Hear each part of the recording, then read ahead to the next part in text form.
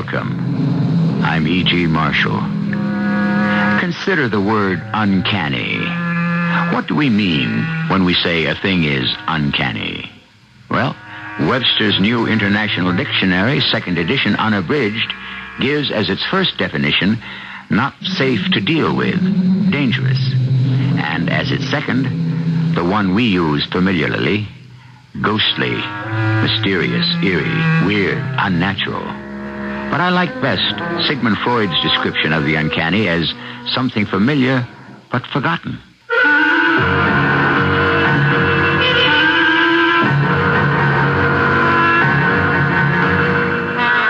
Our mystery drama, No Way Out, was written especially for the Mystery Theater by Elspeth Eric and stars Earl Hammond.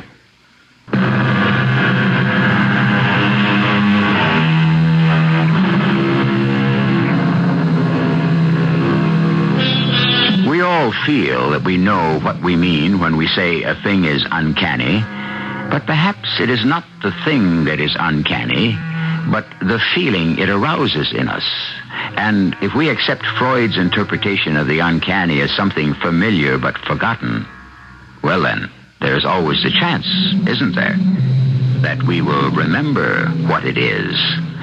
Listen now to the story we have elected to call No Way Out. I'll tell you the truth. I never liked my Uncle Edgar. Well, actually, I never liked my Aunt Catherine either. Still, at the time all this happened, I was seeing him fairly frequently and with some regularity.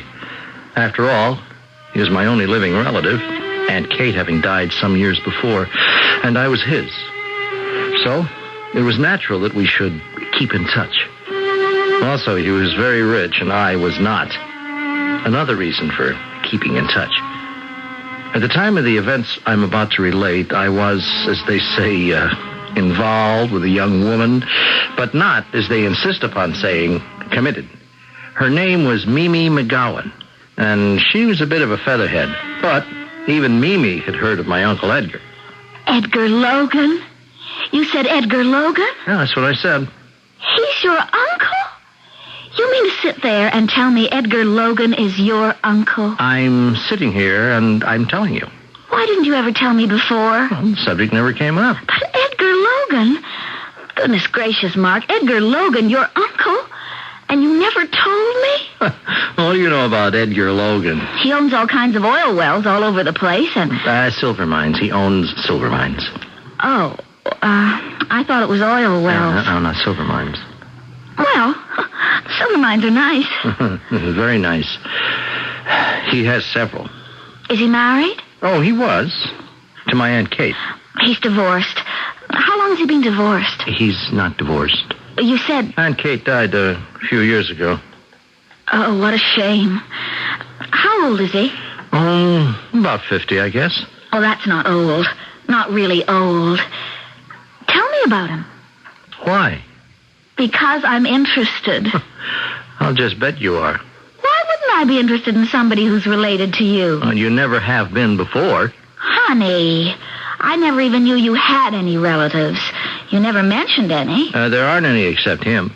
My mother's dead, and so's my father. And I've got no brothers or sisters or Your cousins. Uncle Edgar and, what's her name, his wife? Aunt Catherine. I call her Aunt Katie. They didn't have any children? Nope, not one. Hey, where are you going? What? I'm not going anyplace. I just want to get a paper and pencil. What for? Never mind. Go right on talking. I can do this and listen to you at the same time. What are you doing? Tell me about his wife, your Aunt Kate. What was she like? Aunt Kate? Well, let's see. Aunt Kate was... she was the most totally depressed woman I ever met. Depressed? Completely. Oh, well, what did she have to be depressed about? Mimi, there are lots of people who are just depressed. Not about anything. They're just depressed. I myself am somewhat depressed about 6 days out of 7. I never knew that. But Aunt Kate was chronically depressed. You know, depression hung all over her like a shroud. My goodness. Of course, she wasn't well. She was sick? I didn't say she was sick. I said she wasn't well. She was always having to go lie down. She was tired. Tired? Or dizzy. Why was she dizzy? She got dizzy every so often from hyperventilating. What's hyperventilating? Taking big, deep breaths. I thought that was supposed to be good for you. Taking big, deep breaths. Not if you take too many. Oh, I see. Well, sometimes she'd faint. From taking too many deep breaths? Yeah, I guess so. So what the heck are you doing? What, are you writing a letter? No, I'm not writing a letter. I'll tell you in a minute. Go on about your Aunt Kate. Well, they lived in this big penthouse. Penthouse, huh? Uh-huh, with a terrace on all four sides. All four sides? Oh, it was spectacular. I've never even seen a penthouse with a terrace on all four sides.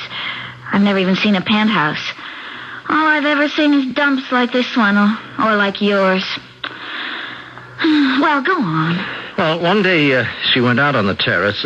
She was hyperventilating, and she got dizzy. And I guess she fainted. Anyway, she fell off. Oh, that's sad. Did she die? Well, she fell from the 22nd floor. Very sad. How long ago did this happen? Oh, 5-6 years, something like that. And your uncle never got married again? No. Well, I guess he really loved her. He still talks about her a lot. What a wonderful woman she was. Still takes flowers out to the cemetery and puts them on her grave. Really? I drive him out. Oh, in his car, of course. He has a chauffeur, but when he goes to the grave, he likes me to drive him. Sure. I wait in the car while he takes the flowers to the grave. That's nice. He stays 5 or 10 minutes. Then he comes back to the car, and I drive him home. Uh-huh. It's the least I can do. Oh, no! Hey, what's wrong? Oh, no! What's the matter? What happened? Oh, he's a 4. Oh, what? Your uncle is a 4. Oh, yeah, what? Well, what's a 4? Numerically, Edgar Logan adds up to a 4. Look, see? Here's how it adds up. Edgar, 54719. Logan, 36715. Add them up and you get 40. 4. Oh. The O doesn't count, so that makes him a 4. Oh, that's terrible. Why is it terrible? What's so terrible about being a 4? It's the worst you can be. Unimaginative, uninspired, a clod. Absolutely a clod, a complete clod. Oh, you don't believe that stuff, do you? Of course I believe it. I myself am a 5. Clever, a risk taker, very active sexually. Did you know that the word sex actually adds up to 5? Oh, I never knew. But your uncle, a 4. Well, of course, 4s are also very industrious. They work hard. Oh, that's him. But the sad part is, 4 is the number of failure. That is not him. Don't tell him I told you this. It might depress him. Oh, no. I wouldn't dream of it. Maybe there's some way we can fix it. Maybe he could come out of 5 like me. Probably not a 9, which is the very best. But maybe a 6 or an 8. Well, how do we do that? I don't suppose he'd change his name. At his age? Yeah, I don't think so. We'll think of something. I just can't believe that you're serious about this whole thing. Mark, numbers rule our lives. Numbers have mystical significance. Numbers have vibrations, like light and electricity and magnetism and molecules. Didn't you know that? No, I never knew that. And vibrations, Mark.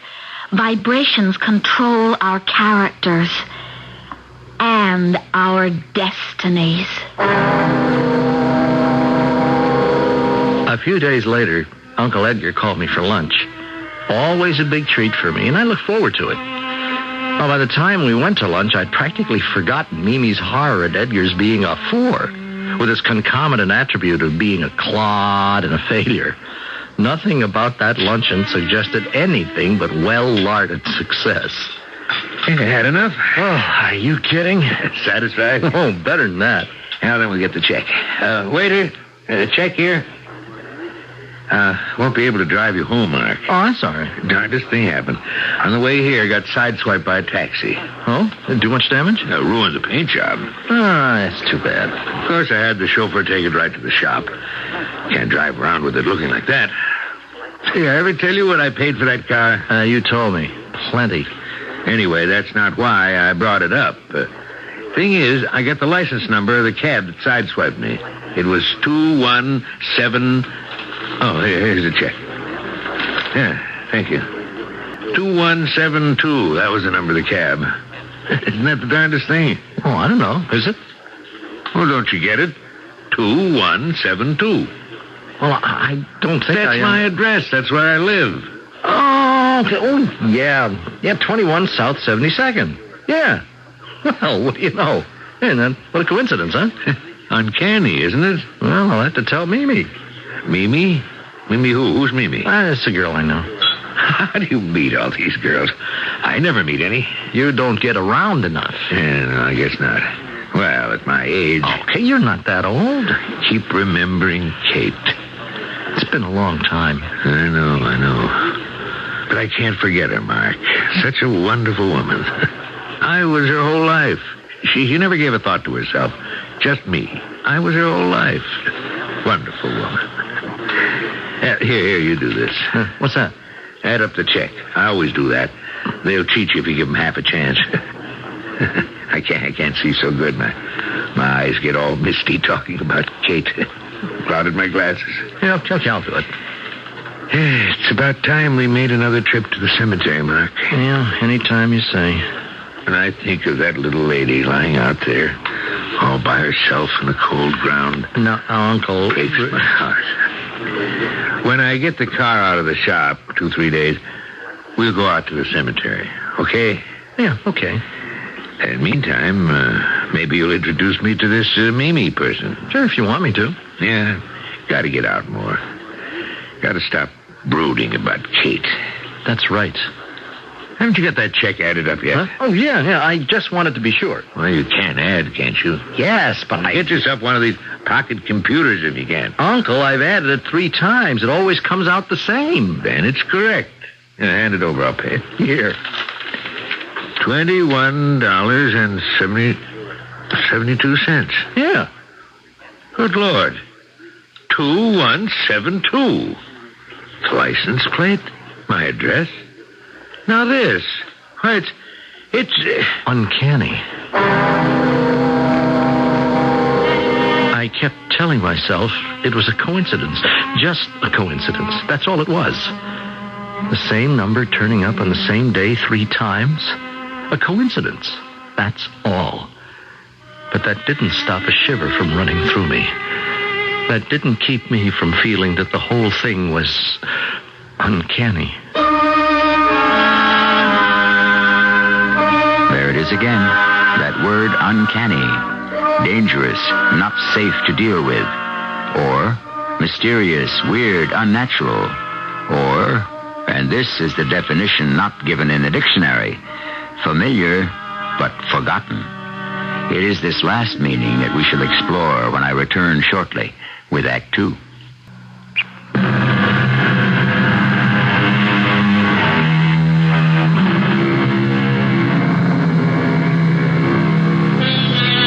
If you've been through high school, you have heard of Pythagoras, the great Greek mathematician who lived in the 6th century B.C. You know his theory about the right-angle triangle. But did you know he was the first man to teach that the world is shaped like a sphere? That the morning star and the evening star are the same, and not a star at all, but a planet called Venus. Even if you knew all these things, it is unlikely that you know that he was the originator of the magic practice called numerology. When the phone rang the day after my luncheon with Uncle Edgar, I thought, well, they certainly were fast about fixing his car. All set to go to the cemetery, I thought. Make our periodic visit to put flowers on Aunt Kate's grave. Hello? Mark, this is Uncle Edgar. Oh, yes, sir. I was expecting to hear from you. You were? Yeah, well, I mean, one of these days. Your car's okay? I'm not calling about my car. Oh, I thought you were. It's not out of the shop yet. Oh, I'm sorry. I thought you were calling about going to the cemetery. Oh, that. Yeah, well, anytime you want to go, it's all right with me. No, before we do that, Mark, I was wondering, you remember at lunch we were talking about, me getting out more? Yeah, I remember. Meeting people? Yeah, you should do that. I'm not that old. Well, you certainly are not. So, I thought, remember you told me about a girl, I think her name was Mimi? Yeah, Mimi McGowan. Yeah, that's the one. I thought maybe you could introduce me to her. Yeah, I could do that. Fine, that's fine. I thought the three of us could have lunch together, at the usual place. You think she'd like that? Did I think she'd like it? I knew she'd like it. She'd be crazy about it. Why, she'd eat lunch any place with a man who owned a string of silver mines. So, I arranged it, the luncheon, the three of us. And then I arranged another one, and then I arranged a dinner. And pretty soon I didn't have to arrange anything anymore because Mimi and Uncle Edgar were arranging things between themselves. I'll admit I was a little upset. After all, Mimi and I were involved, if not committed. And one day I stopped in at her place without calling first. Oh, Mark! How nice. Come in.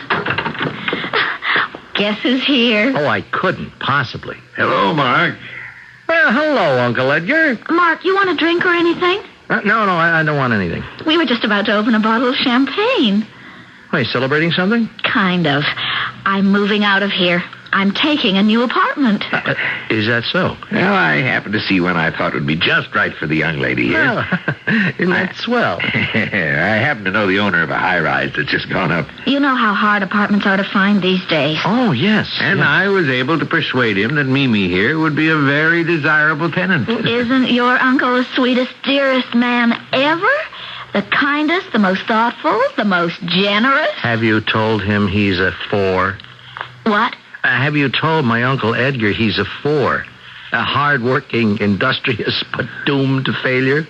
What are you talking about, boy? In other words, a clod? No, hold on. A complete and total clod? It so happens that you know nothing whereof you speak, Mark. You told me so yourself. He's a 4. It just so happens, Mr. Smarty, your uncle is a 9, a number of high mental and spiritual achievement, large-minded, visionary, idealistic, romantic, and passionate.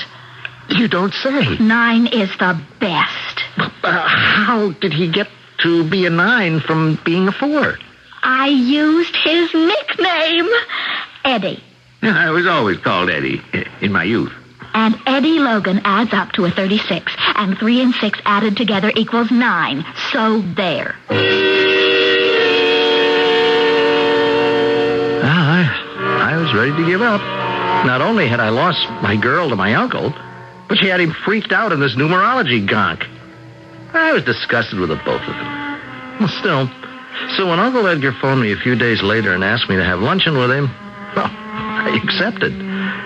After all, I could use a good meal.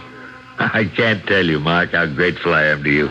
Introducing me to Mimi the way you did. It's made a big difference in my life. Yeah, hers too, I imagine. I hope she likes me. She seems to. Oh, by the way, have you ever told her about that amazing coincidence? You remember the last time we had lunch here, you told me how your car had been sideswiped by a taxi and you got the license number?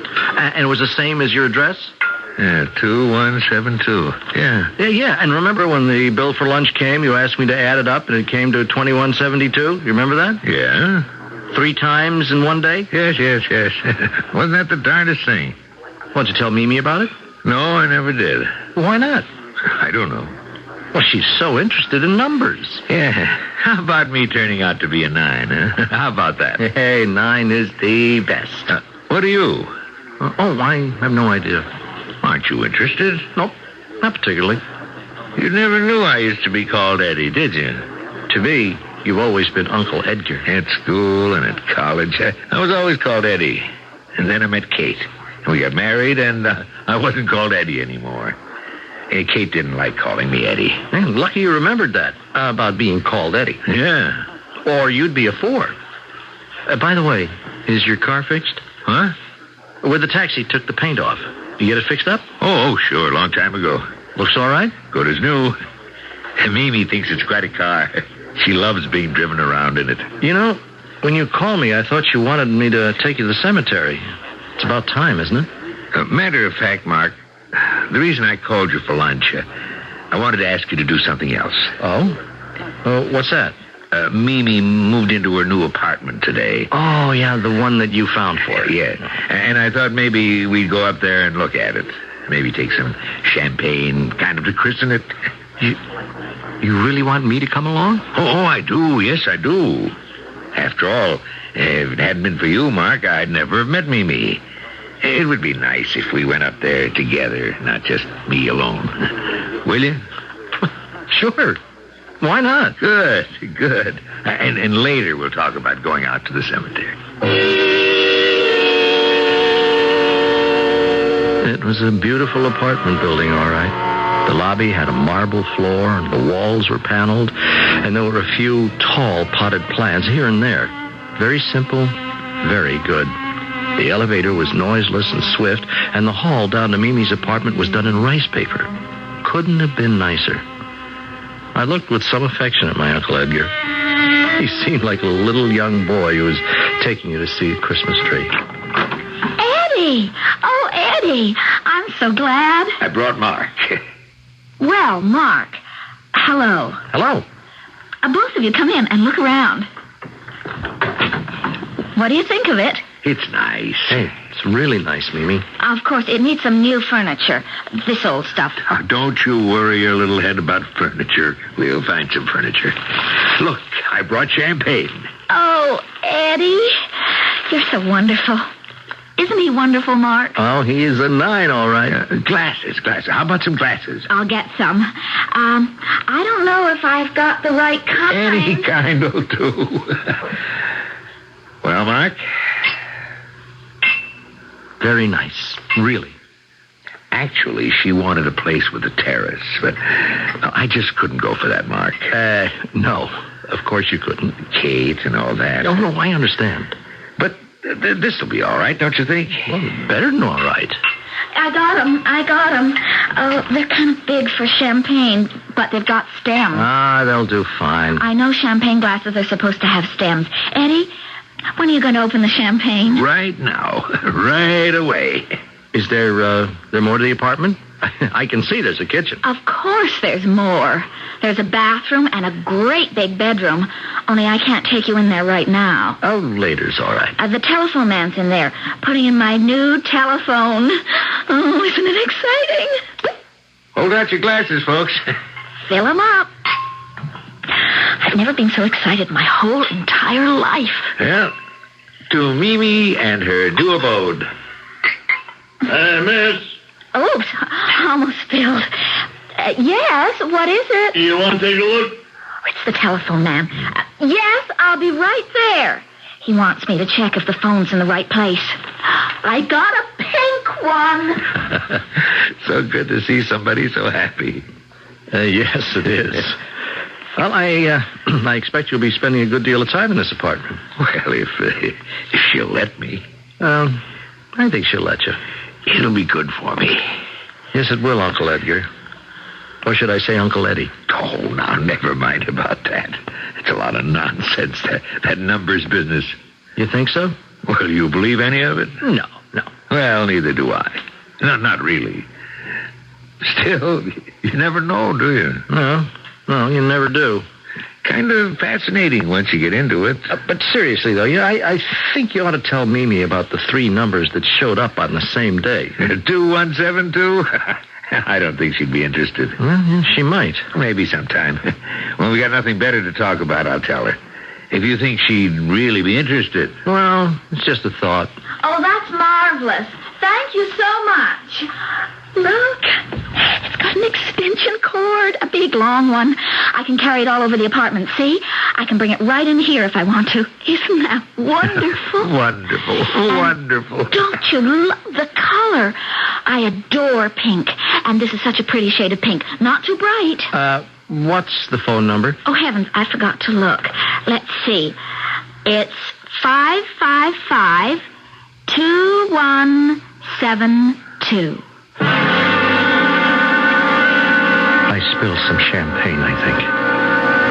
Edgar just stared at Mimi with his mouth open. The same number. 2172. For the 4th time. It was too much. Really, too much.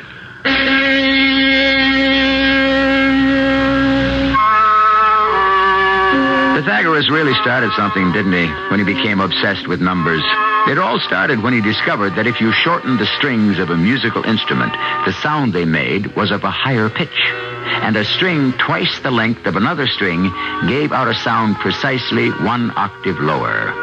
From this revelation, he leapt to the astounding conclusion that everything in the whole universe was ordered to one great mathematical design. Who's to say he was wrong? I'll be back with our final act shortly.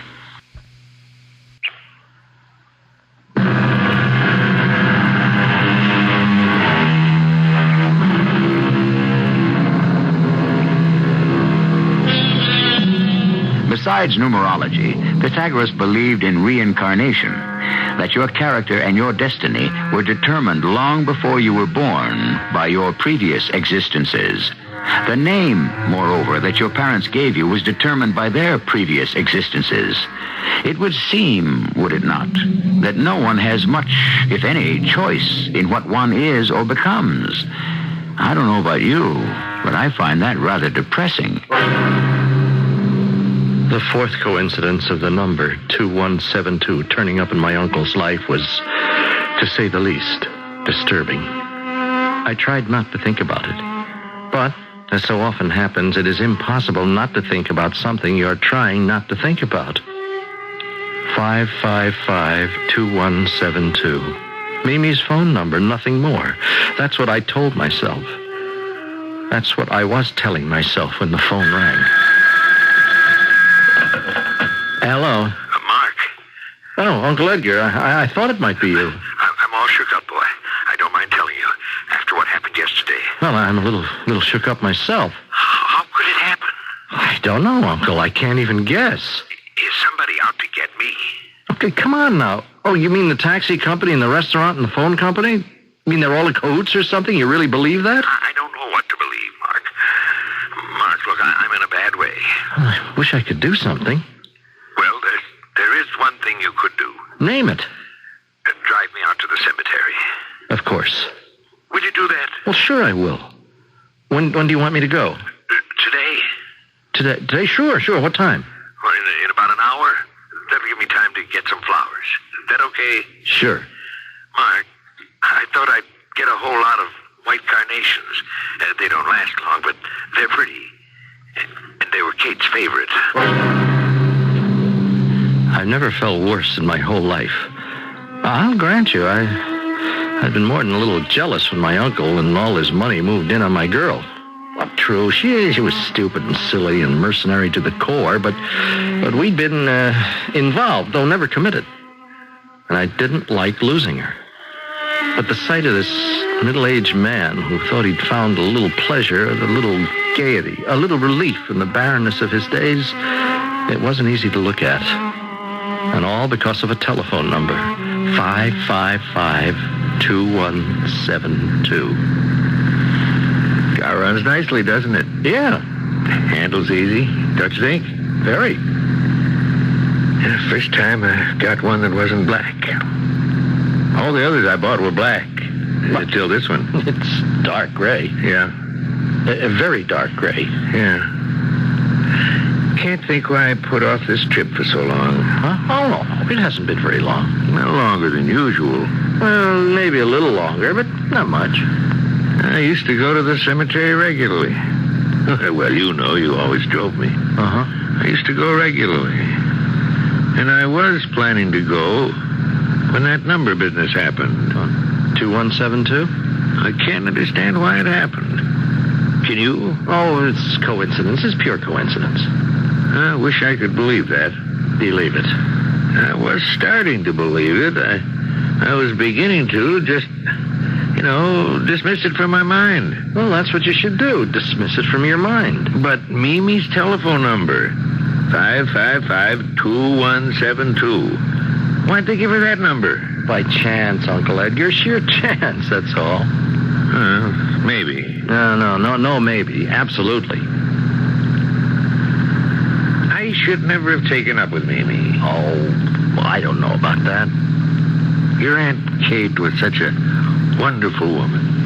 What's one thing got to do with the other? I don't know. If Kate hadn't had those fainting spells, none of this would have happened. She wouldn't have fallen off the terrace, that's true. The thing is, Kate couldn't stand an argument. Oh? I didn't know that. Simply could not stand an argument of any kind. Whenever we'd argue, she'd start hyperventilating. And then she'd get dizzy, and sometimes she'd faint. I should never have argued with Kate. Wonderful woman like that. She lived for me, Mark. I was her whole world. Nothing counted for Kate but me. I should never have argued with her. About anything. Wait, isn't this the turn off of the cemetery? Yes, it is, yes. Carnations are pretty, don't you think? Yeah, very pretty. They were her favorite flower. You told me. Did I? I must have forgotten. Sign of age. You want me to stop up ahead, don't you? Yeah, the regular place. Then you wait for me. I know. I'll try not to be too long. Oh, no, take as long as you like. Oh, here. I'll hand you the flowers. You got them? Yeah, I got them. I hope she likes them. They were her favorite. White carnations. Oh, I told you that. Getting old. I sat in the car and watched him trudge off toward the grave. His shoulders were bent, and he leaned forward a little as though against a wind, though there wasn't any. The great sheaf of white carnations nodded gaily at me over his shoulder, and I never felt so sorry for anybody in my life. I think I was starting to cry when all of a sudden... They were dreadful cries, the most awful sounds I've ever heard. I jumped out of the car and ran to the grave. And there was Uncle Edgar, ashen-faced and trembling all over. The carnations lay carelessly on the ground, and my uncle's shaking forefinger was pointing to the headstone of his wife's grave. Look what it says. Catherine Logan died May 21, 1972. You see that? Well, what am I supposed to see? Catherine Logan. K.L. The initials are K.L. Do you see that? See what? Died May. You get it? She died in May. May is the 5th month of the year. But I don't see... Kate died May 21st. 2-1. Don't you get it? No, I don't understand the word you're It all saying. adds up. K.L. On the telephone dial, K.L. is 5-5. Then the month of May, another 5. May 21. 2-1. 1972. 7-2. They're the same. Mimi's phone number and the day Kay died. I sat with him for a long time, on the ground strewn with the white flowers. He wept, and I tried to put everything together in my mind. Could it all be just a coincidence? After a while, quite a long while, I got my uncle back to the car. He stopped crying and just sat beside me without speaking, like a man in severe shock, which he may well have been. When finally he did speak, it was very quietly, but very distinctly. I killed her. Now, Uncle Edgar, you did nothing of the sort. I killed Kate. Uncle, she got dizzy and she fell. We all know that. She didn't fall. Yes, she did. I pushed her. You what? I pushed her off the terrace. No, don't stop the car. I want to go to the police station. Keep going. I can't believe what you're saying. I want to give myself up. Uncle, I just can't believe I'll it. try and explain it to you on the way to the police station. So keep going. Such a wonderful woman, your aunt. I couldn't stand her. But It's very hard, Mark, to live with somebody so wonderful when you're not so wonderful yourself. You know what I mean? I think so. Very difficult. Did I ever tell you they wanted me to run for state senator? No, you didn't. Of course, I might not have made it. Probably wouldn't have. Oh, I don't know about that.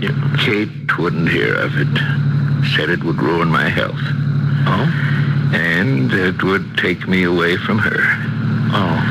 And the thought of me being away from her, she just couldn't stand that. I was her whole life. Yeah. She loved me so much. That's what she kept saying. She loved me so much. I was all she had. What would she do if she couldn't be with me? I'd forget her. I'd be ashamed of her. She wouldn't fit in.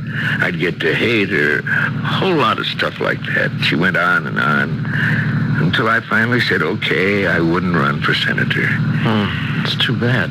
That was the only time they ever asked me. They never asked me again.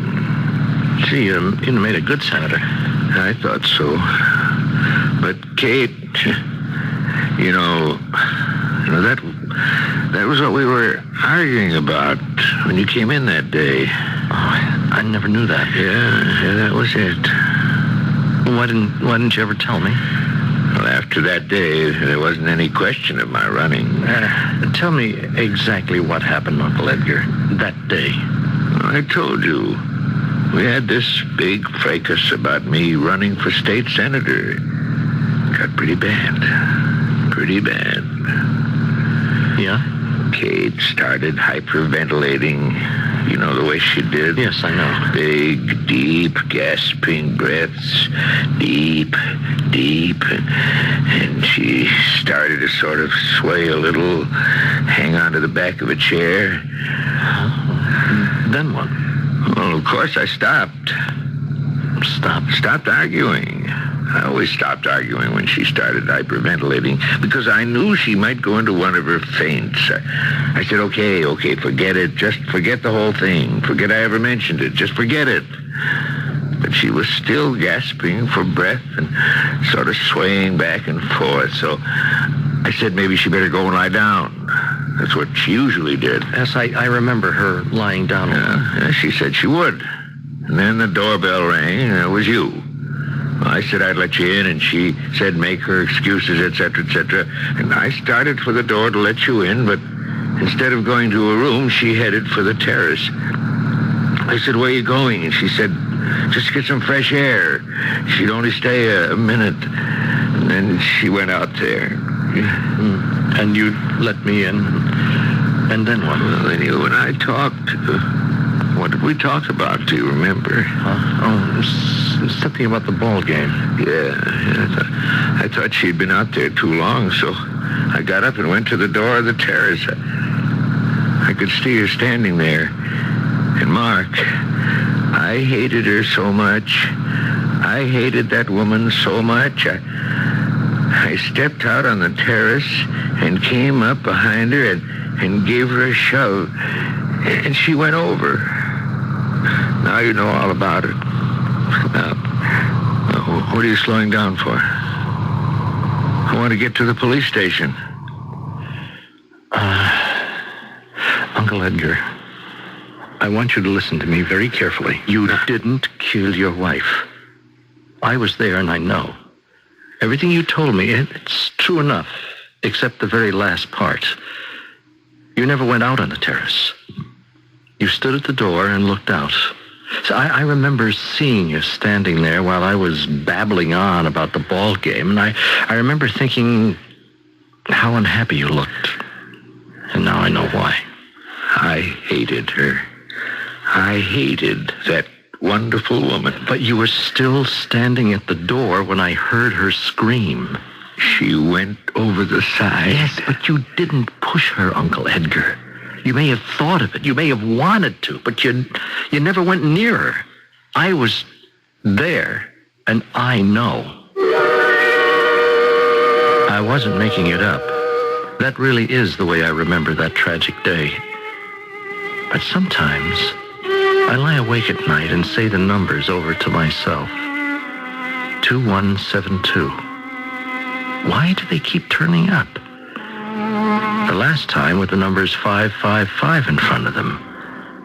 Was there some nemesis pursuing my uncle?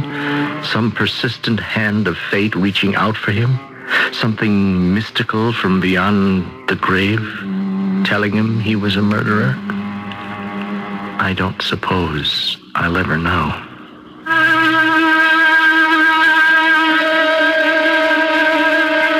Mark is not the first to muse on the possible mystical attributes of numbers.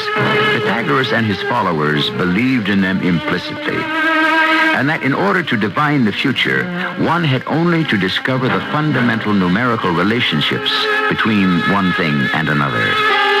Whether he ever solved this extraordinarily complicated equation, I do not know. He never wrote it down.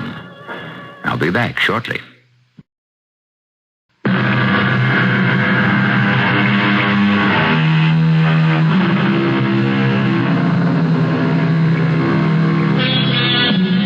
Incidentally, it's said that the followers of Pythagoras believed other things, too, besides the supremacy of numbers. They believed in putting the right sandal on before the left, but in washing the left foot before the right. Things like that. I just thought you might find it interesting.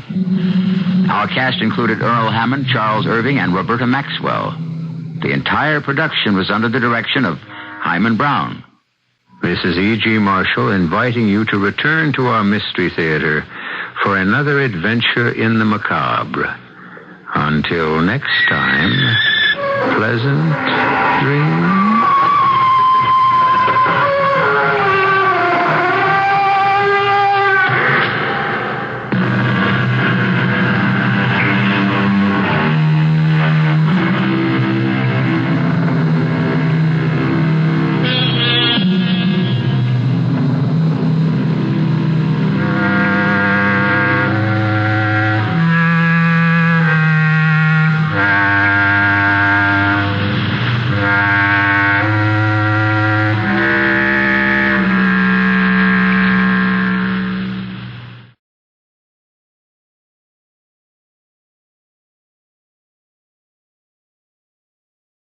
And now, Mystery Theater.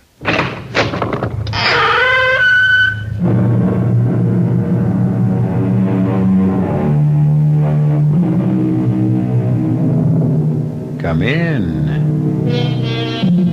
Welcome. I'm E.G. Marshall. Ancient civilizations are remembered for a variety of reasons. Egypt for her pyramids, the grandeur that was Rome, the glory that was Greece. But how about our own civilization? Sometimes in my darker moments, I wonder if perhaps ours won't be remembered as the creators of the sleeping pill, the little pellets that have brought surcease from care to so many, and, unfortunately, death to so many others.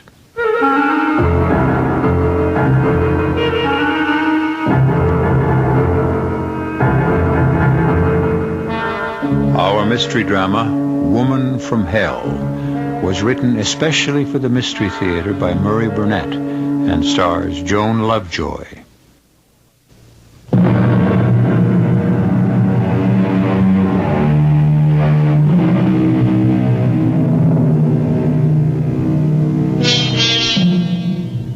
Suicides always rate a few lines of newsprint.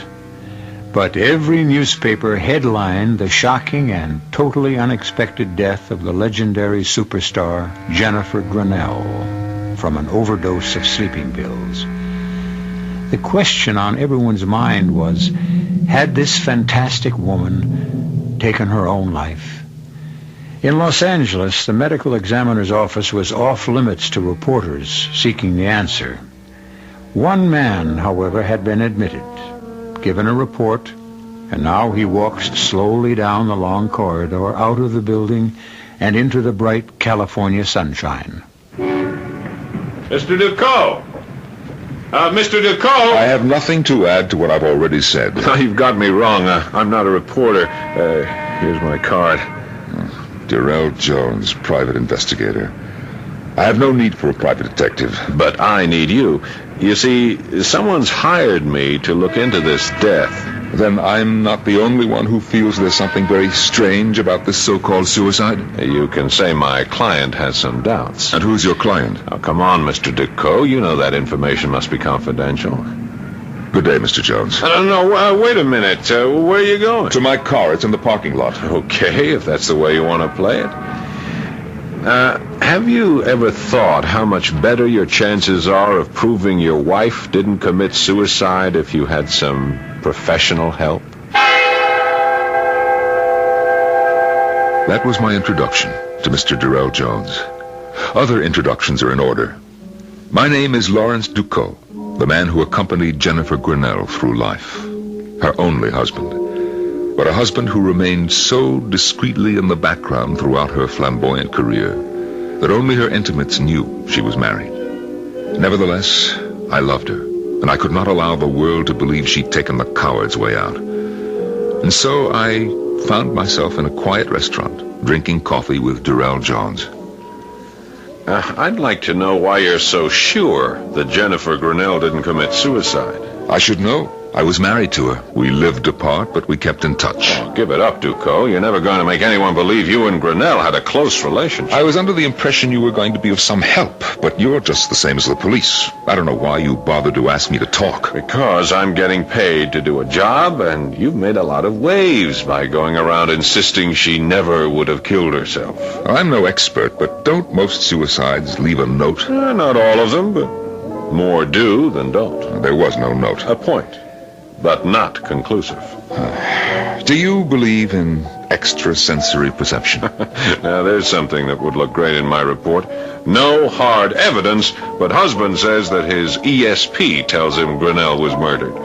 How about a tape recording? You have a tape proving she was murdered? No, not exactly, but if you want to come out to my house, I think you'll find it interesting.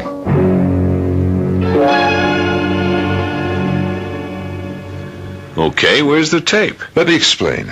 I can't afford servants, so I had this telephone answering tape installed. And since Jenny and I spoke frequently, I've kept a tape recording of every phone call. Very clear. 10 days ago, I called her. Here's the call. Here are her words.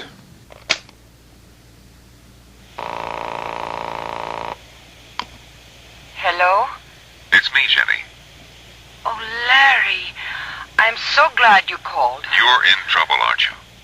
Yes. Money? Oh, worse. Can I help? I was just writing a letter to you. You can tell me about it. Oh, no. No, not over the phone. You're frightened. Now, what is it, Jenny? The one secret I ever kept from you, my pet. Well, tell me. The letter I have just written to you, it should explain enough. Goodbye, love. You were so sweet to call. Jenny, don't hang up. Jenny. Now that you've heard that conversation, what do you think? I can understand why the police weren't interested. You don't believe that she was frightened? Sure. But of what? She didn't mention anything specific. If the police and the medical examiner say that Grinnell killed herself, I'm not about to argue with them.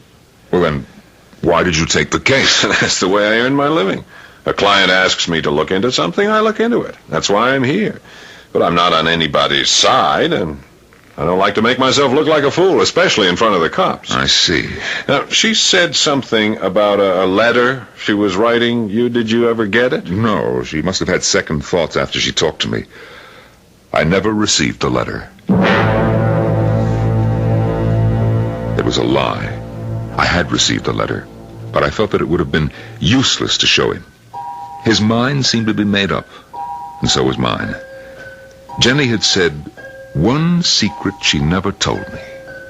Because I felt that Jenny's secret lay in her past, I went to the man with whom she'd had her longest and closest relationship, the spectacularly successful novelist, Bruce Brown.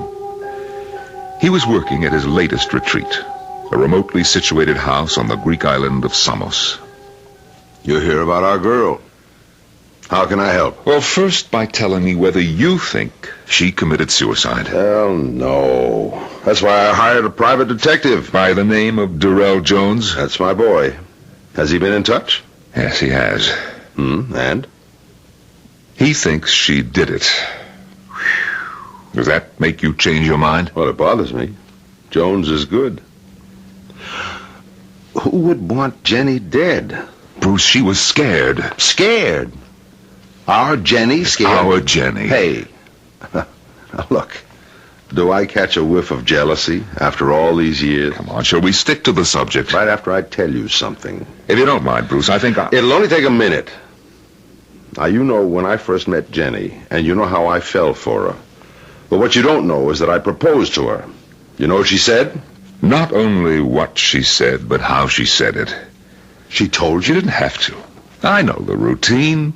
She opened those violet eyes wide, and in her best ingenue voice said, "But I am married." Yeah, well, what you don't know is that I asked her to get a divorce.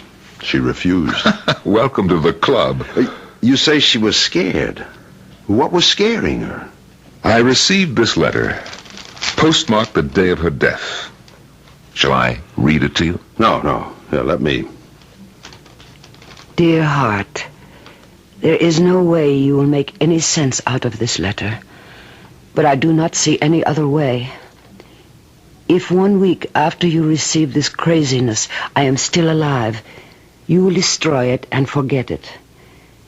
If something should happen to me, then you will make your own decision. Yes, I am afraid. Of what? Of a mistake I made back in the days of innocence. I never told you, but now it has come back to haunt me. But I also have another secret. I kept a diary. A diary? Jenny, a diary like any schoolgirl. I don't believe that. She's putting you on. Now finish the letter and then we'll talk. I have written both too much and not enough. But for your own dear sake, I warn you, trust no one. No one. Adieu, Jenny. Well, what do you think? I think if this letter had been written by anyone but Jenny, I'd say it was a woman who was going insane. But with Jenny, well, there's no question she was scared. And fear, well, fear is just the wrong emotion to associate with Jenny. If we think that way, we're not going to get anywhere. Well, where do we want to get? I want to get whoever killed her. You think we can? She has the answer in her diary. Do you know where it is? I have an idea. Excuse me a moment. Yeah? Bruce, this is Jones. Yes, Jones. You got something on the Grinnell case? Look, I'm calling to tell you that there is no case. The dame took an overdose of sleeping pills, period. There wouldn't have been any talk at all if it weren't for her husband. He made news just by turning up. Very few people knew that she was still married to him.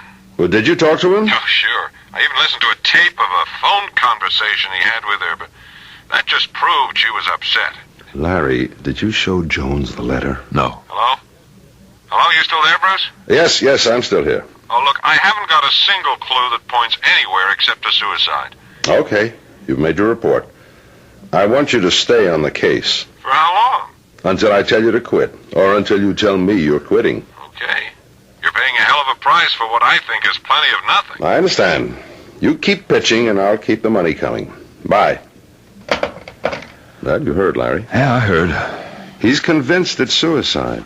I'm glad you didn't tell him about Jenny's note. But I didn't because you didn't, and come to think of it, why didn't you? Because Jenny specifically wrote for me not to trust anyone.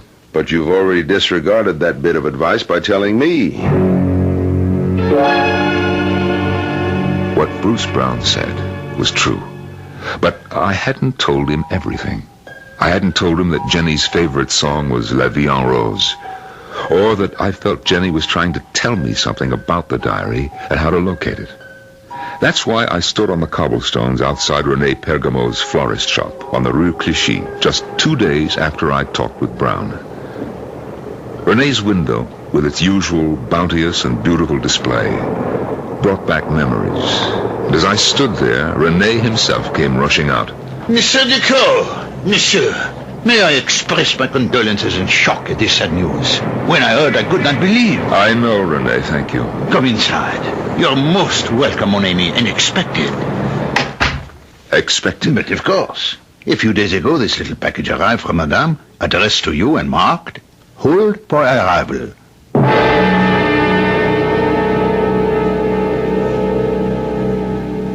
There are people who have actually died from fright. Medical testimony bears that out. The question in our tale seems to be, can fear actually drive a person to take his own life? A logical answer would be some people. But would a woman like Jennifer Grinnell be driven to this act of desperation? We'll be back with the answer right after these messages.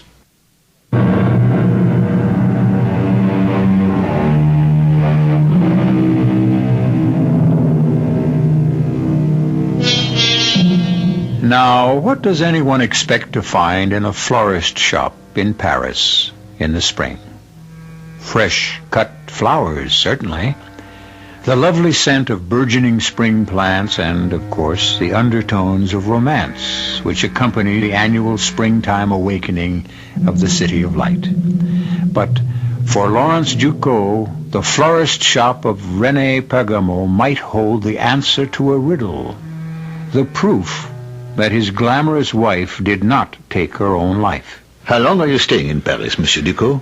Well, that depends, René, on what is in this package. Monsieur, let me assure you, if there is any way I can be of help. Well, that's very fine of you, René. Let me get the door for you. These are not just words. Attention, monsieur, watch out! Oh, well, let him go, René. But I won't forget that I'm even further in your debt. You know, he really might have hit me. It was almost as if he were trying. That is our Parisian drivers for you. Hop in, Ducot, quick. Jones, what are you... Come on, or we're going to lose that car that almost got you. You know, you're talking like a man who believes that car really tried to run me over. It's a lot easier to believe that than your story that your wife didn't kill herself. Still, why would anyone want to rub you out? Because, perhaps, of this package. Ah, damn. Lost him. Now, what's such a big deal about that package? It's my wife's diary, complete up until the day of her death.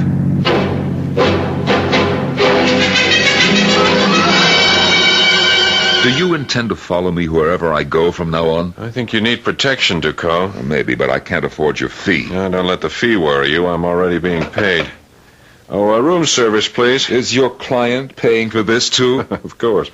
Oh, yes, 2 special lunches, the filet of sole and a carafe of white wine to 731, Mr. Ducot's room. Thank you. If you've really got your hands on her diary, it might change a lot of things, but somehow I never thought of Grinnell as the type would keep a diary. Yeah, well, for once we're in agreement, but... here it is. Do you recognize her writing? I'll take your word for it. But before you start to read it, think. No one, not even you, suspected she kept a diary. Maybe there are some things she didn't want anyone, I mean anyone, to know. Jones, you're a fool. I was married to Jennifer Grinnell for 23 years, and I knew her a lot better than anyone guessed. We're not going to find anything in this diary she'd be ashamed of.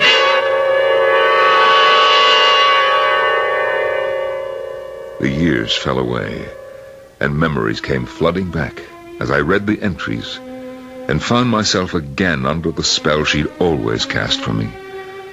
I could see her sitting in the small, cramped flat we'd had in Paris right after our marriage. I could smell her perfume and hear her as she wrote in the diary I never suspected she kept. And such foolishness today.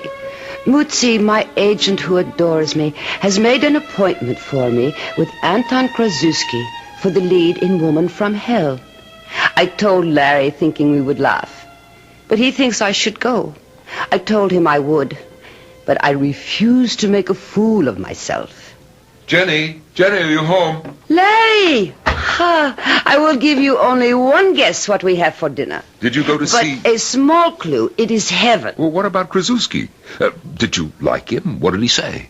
Oh, he said I was a fat cow who would be fine as a milkmaid, but to play the lead in a picture as big as Woman from Hell... Oh, you're lying. Of course. I did not go. It would have only been a great waste of time. Yes?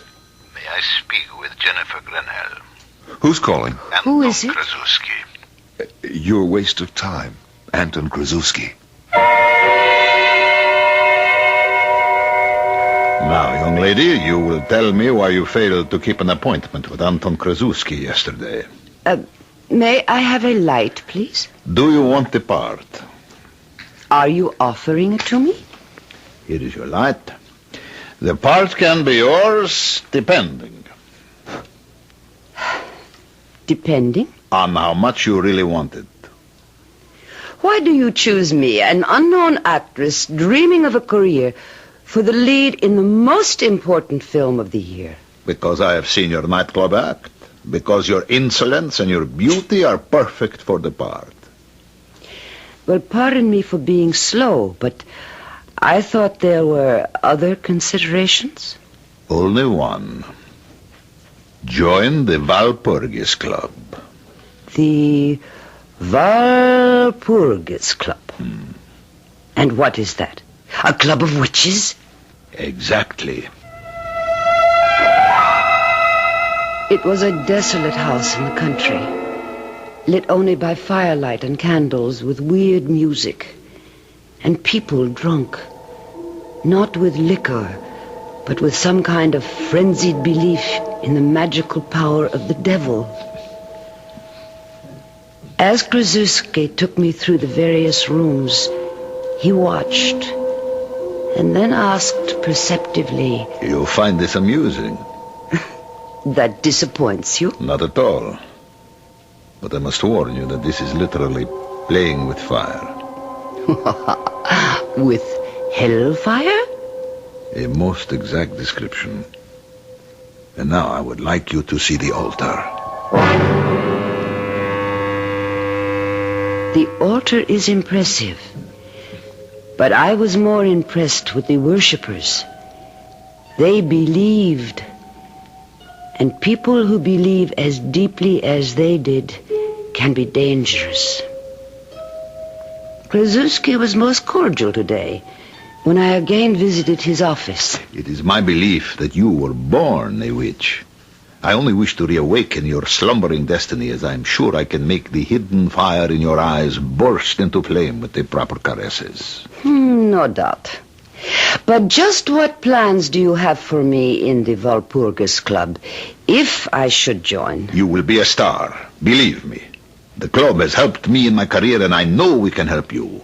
I will do as I always have, help myself. What I was asking was, what does the club expect of me? Only to recruit members. And suppose I should fail? You fail? Unthinkable. But we are not monsters.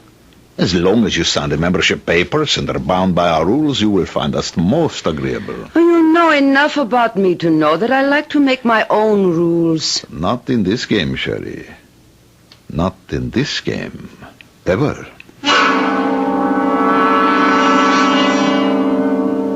How can I tell Larry the truth? He smugly keeps reminding me that he was right about me getting the part in Woman from Hell. How I ache to tell him about the Walpurgis Club. But I cannot. And even if I did, he would just laugh and dismiss it as a silly joke on Krasuski's part. I must admit I felt the same, but there are certain things that worry me. As, for example, today, when we were rehearsing privately the scene where I shall carry you the tortures he will suffer in hell if he allows me to seduce him. No, it is all wrong. And how many men have you seduced, Anton? You will listen to me, because when this man takes you in his arms, he is doomed for all time. If you do not believe, how do you expect the audience to believe? This is your picture. And you are the woman I chose. A woman from hell would know. She would see immediately that this is a man who likes to suffer, who enjoys being tortured, so that he will have the best of both worlds, you in this and eternal punishment in the next. You know this, and you are amused. I am not confused. Tell me, Anton, how do you know all this? Don't you know? I have a hotline directly to hell. I do not like it. I do not like it at all. But I cannot withdraw now, and the picture promises to be a success. It is almost frightening, the knowledgeability that Anton shows about the workings of hell. I even accused him of it the other day during a break on the set. But why should you question my knowledge of witchcraft and diabolism? You and I belong to the same club. I am reaping the benefits of years of research. And your payment, Anton, for these benefits. How much is it, and when is it due? I will tell you. Or perhaps you will know when the picture is finished.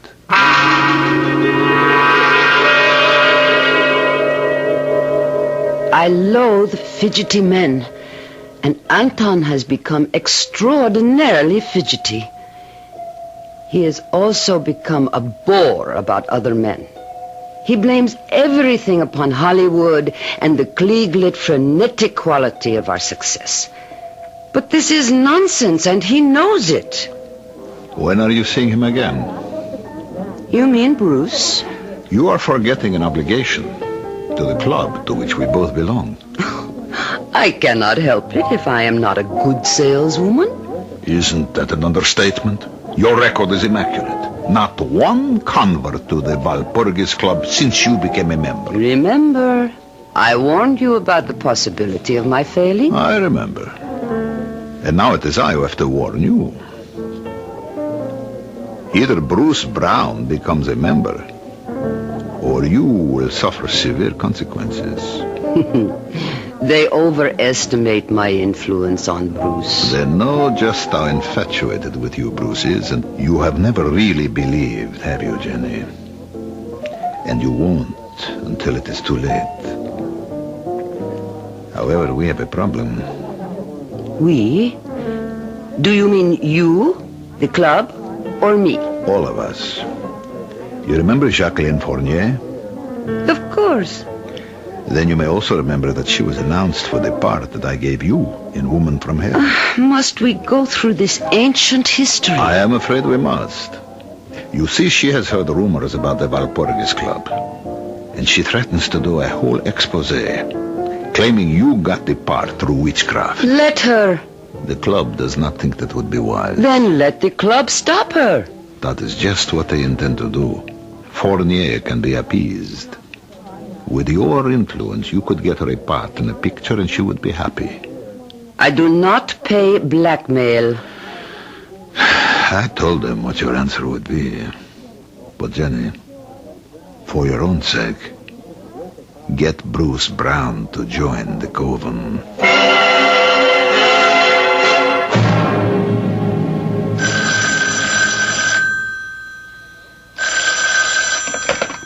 Hello? Have you seen tonight's paper? No. I thought you should know that Jacqueline Fournier met with a tragic accident.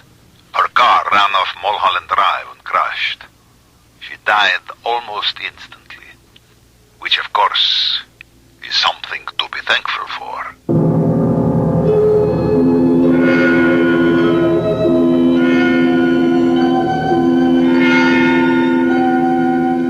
Accidents can happen anytime, anywhere.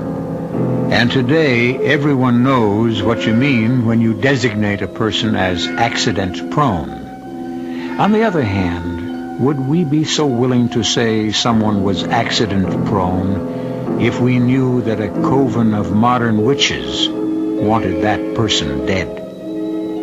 That knowledge bothered even the strong-minded Jennifer Grinnell. I'll be back shortly with Act 3.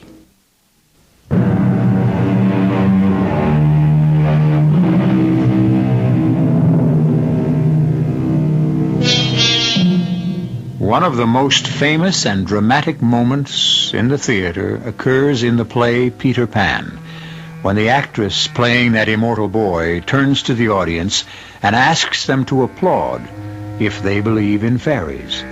Invariably, the house breaks into a storm of applause. However, would the audience response be the same if the actress asked for applause from those who believe in witches? That was precisely the problem that faced Lawrence Duco as he tried to prove that his wife didn't commit suicide. Her diary asked him to believe in witchcraft. Now, if you want to waste some more time, we'll continue reading the diary, but my advice would be for you to burn it. Less than 2 hours ago, you were all enthused over the chances of finding the answer to Jenny's death, and now... You're not thinking, chum. You started all this because you wanted to clear the stigma of suicide from your wife's name. And I still do. Even if you now brand her as a believer in witchcraft, a wheeler-dealer in the occult who built her whole career upon a deal with a coven of modern witches? I don't see that it has to be put just that way. And I'll make my decision when I've finished reading the whole diary. And so I reopened Jenny's diary, and again found myself reliving those days when Jennifer Grinnell was Hollywood's biggest star, and I, her husband, was a forgotten man, while her romance with America's favorite writer, Bruce Brown, headed the list of items in every gossip column. Hello? Jenny, it's me. I'll pick you up at the usual place at 9. Oh, that is not possible, Bruce. Why, what's up? I thought we had gone beyond questions. Well, I thought so too, but that was before we stopped seeing each other. Or haven't we stopped seeing each other? More questions? I'll pick you up at 9. No, not tonight, really. Tomorrow? I suppose I owe you that much, love. You don't owe me a thing, and I'll explain when I see you tomorrow. Tomorrow will be the last time I see Bruce. It is something I have refused to face for too long now. But I am afraid I believe that the Walpurgis Club is an evil and vicious thing. If they are not witches with supernatural powers, then they are criminals. Because I cannot believe that Fournier's car crash was an accident. And I will not even talk to Bruce about joining. Poor Anton. I must lie to him. Or maybe not. Maybe the truth would free him.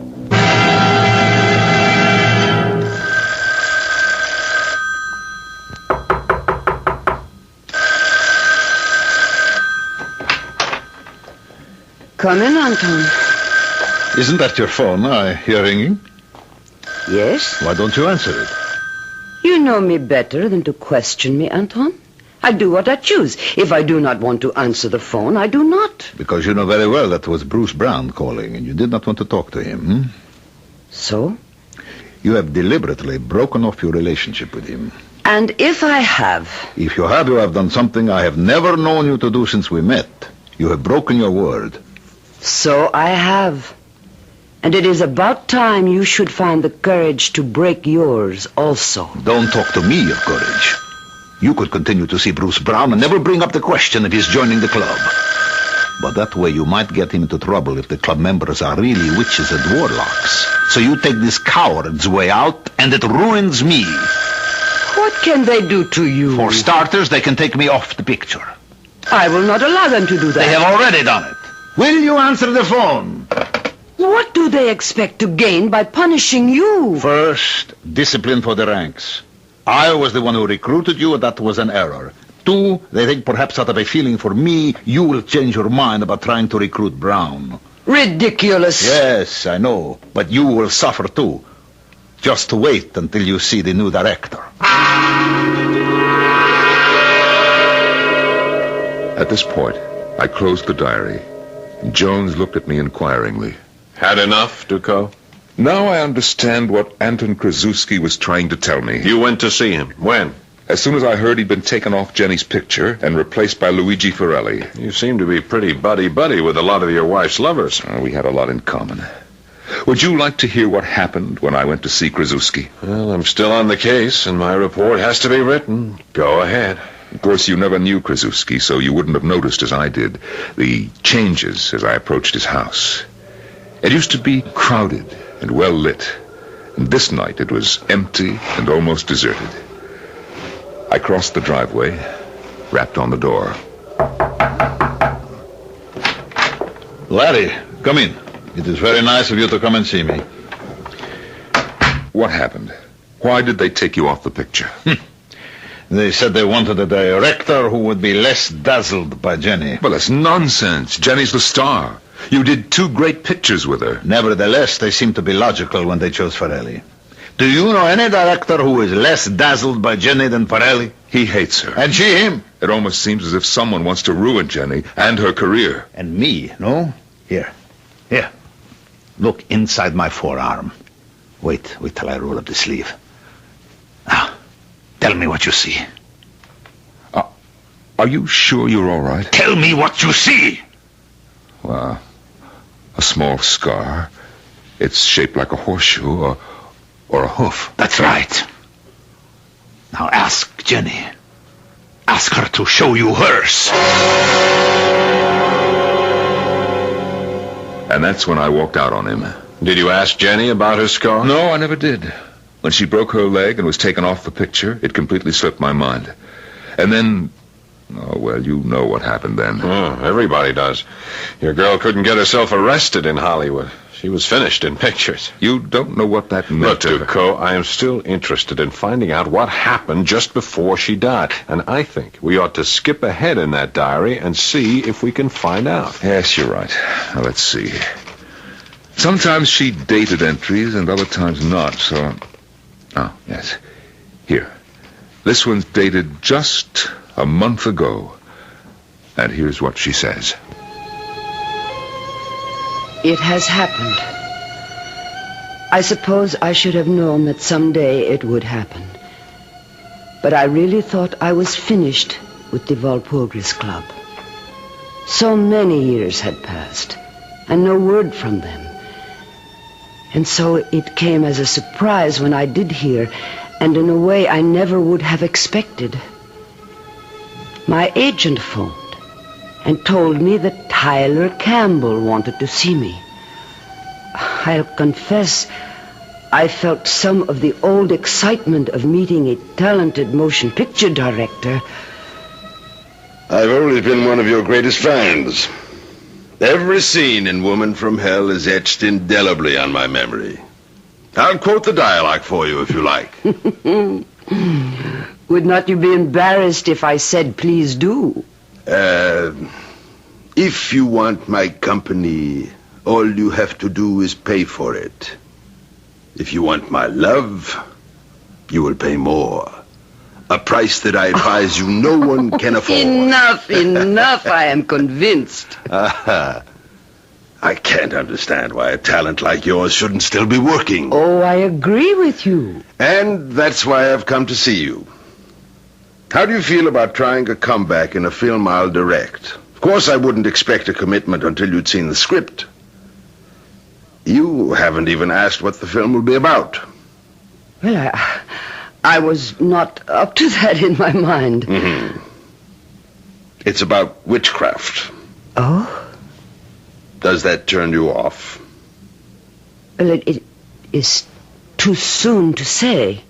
You know I don't do ordinary films, Miss Grinnell. Yes, I know. And I assure you the film is well worth doing. Today, witchcraft is in, but I intend to use it somewhat differently.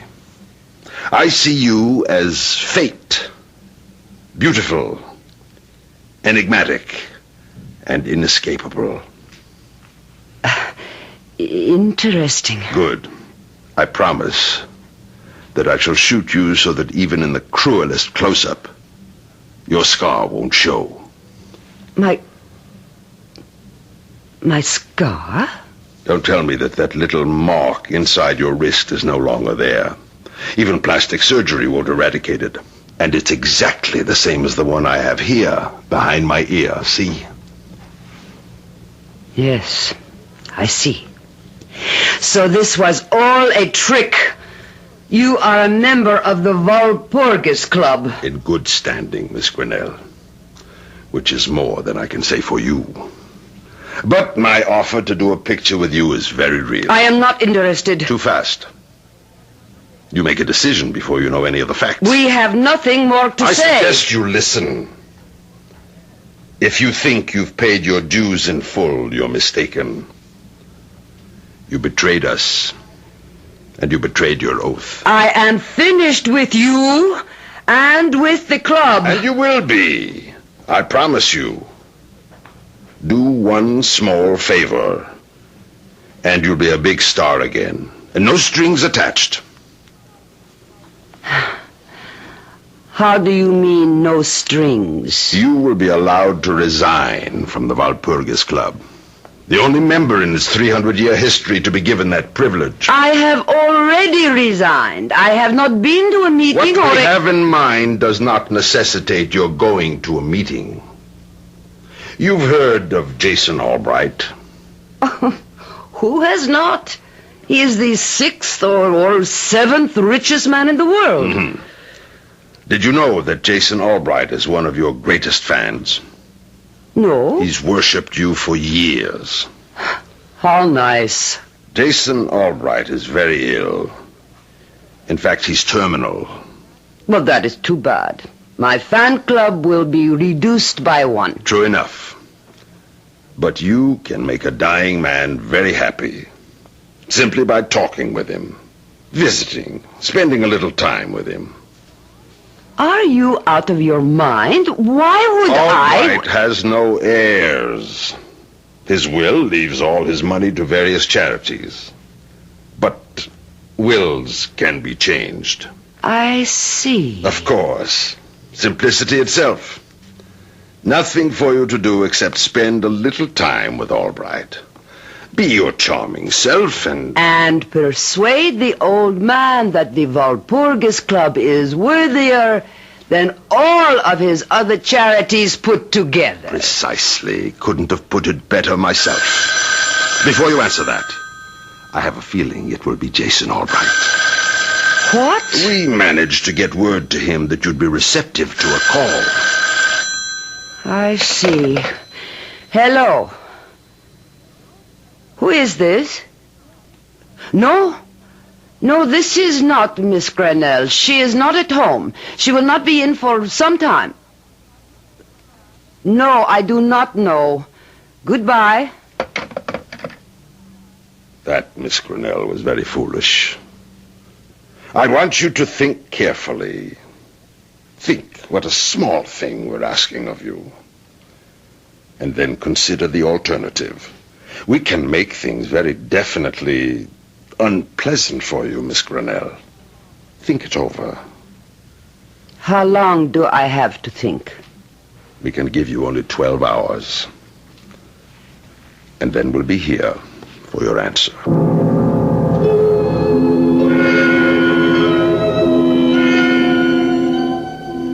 What alternative do I have? I cannot go to the police. And I will not have anything to do with the club or its scheme.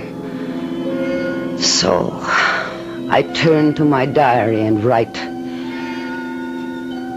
And I get an inspiration. I cannot go to the police, but I can hire a private detective to protect me without telling him why I am hiring him.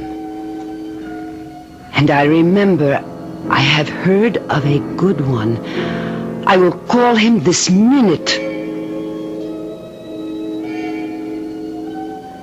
There, I feel better. I have called and he is on his way. I hope he is intelligent. And that may be too much to ask. But his name is... Don't bother, Ducot. I know my name. You were the detective Jenny called. I'll take that diary now. If you look closely at my wrist, you'll see the mark that her diary described so well. And now, of course, you understand why the cause of her death must remain a suicide.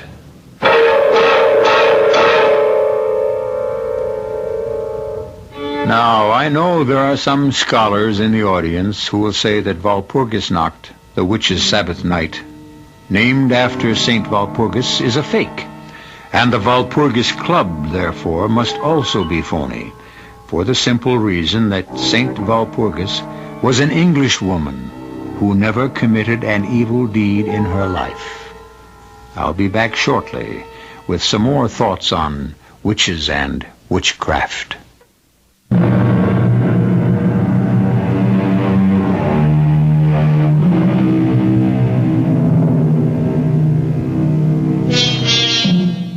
Witches and warlocks have been part of man's history and development since the beginning of time.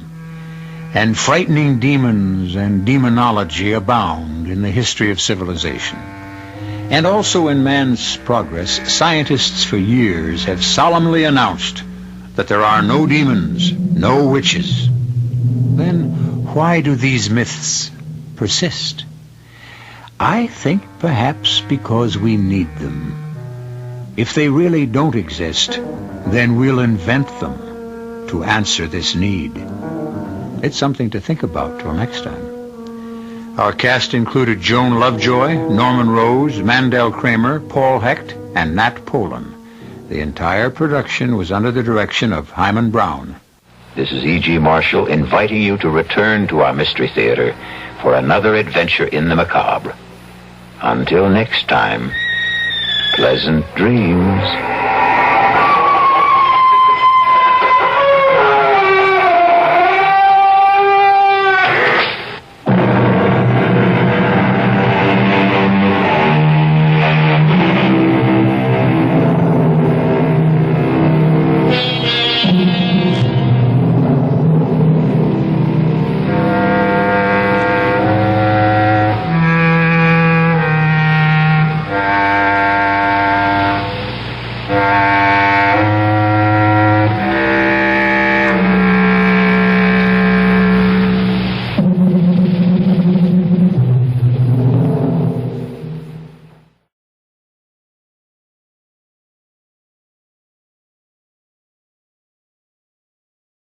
The CBS Radio Mystery Theater presents...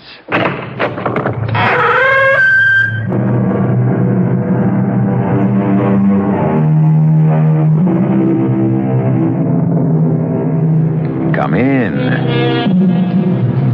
Welcome. I'm E.G. Marshall. We live in a world where man's achievements are immense and his brutalities unparalleled.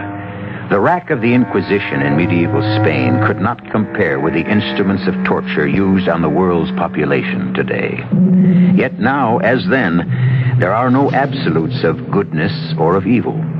Some of the great secrets of our cosmos have been unearthed by men who were guilty of terrible deeds. And members of the world of academia who train the minds of young people are themselves in need of help to combat malignant forces in their own psyches.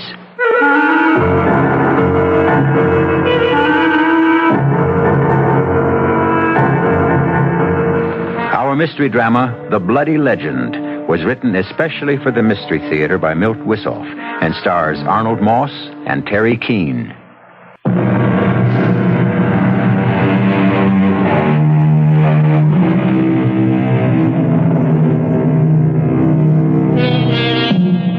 Demons have pursued men since the beginning of time. The Egyptian Book of the Dead tells of evil ones that set snares for human souls. And the Bible refers to shadowy spirits like pestilence that walketh in darkness. Our literature is sprinkled with Dybbuk's and golems that move men to evil by possessing their souls. Our tale deals with the mind and its fantasies, with acts so foul that only demons can move a man to commit. That was a marvelous production, Martha. I enjoyed every minute of it. Oh, I did too, Frank. I wonder what kept Dash. You know that husband of yours. Absent-minded professor. He never used to be.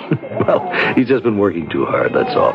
You know, what with his classes and his Beowulf book, he tends to forget what he considers trivia. I know. I've begged him to slow down.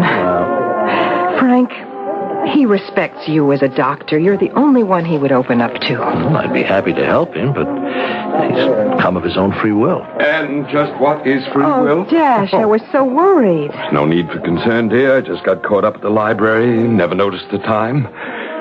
How was the play? Oh, it was great. Pity you missed it. Well, why don't I make up for my rudeness, Let's have a drink to celebrate. Waiter, 2 martinis and a double Gibson straight up. And may thy way be moved by might of winds. Dash, do you think you should? Well, of course I do. You got to stop mothering me, my dear. The quote to the waiter, Dash? Borrowed, roughly, from Beowulf. Oh, and how is your book on Beowulf coming? Oh, in fits and starts. But I'm really immersed in it. Sometimes I feel I'm back in the ancient Danish kingdom, living among those primitive peoples. What was that reference to free will I overheard as I arrived? I was telling Frank I'd like you to consult him. About what? You've been pushing too hard. Because I missed a play? No, not just that. You've become so withdrawn, I scarcely get to talk to you these days. Look, can't we change the subject? Now, where's that waiter with our drinks? Simmer down, Dash. Help is on the way. I see him bearing beverages. Good. Let's enjoy the moment. Dash, will you see Frank? For my sake, please? For heaven's sake, yes, if it makes you happy. Now that that's settled, let's have a toast. To dreams of glory and of doom.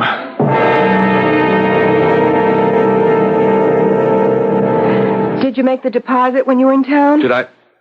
Oh, good heavens, I've still got the slips and all in my pocket. Oh, well, give it to me. I'll take care of it this afternoon. I slipped again. That's not important. When are you going in?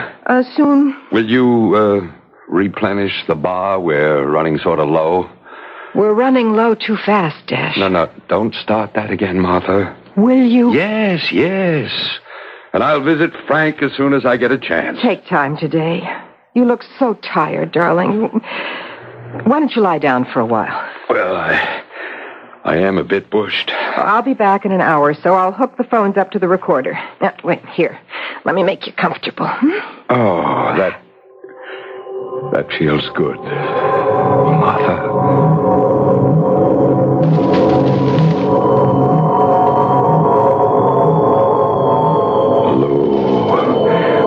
The prowess of people kings, of spear-armed dames in days long sped. Since he first lay friendless, fate repaid him, for he waxed under welkin, in wealth he throve, till before him the people far and near heard his mandate, gave him gifts, a good king he. Dash, wake up. What is... Oh, Martha, it's you. You're back. You were so deep in sleep I could hardly rouse you. Well, how do you feel? I don't know. I should feel rested, but I'm tired.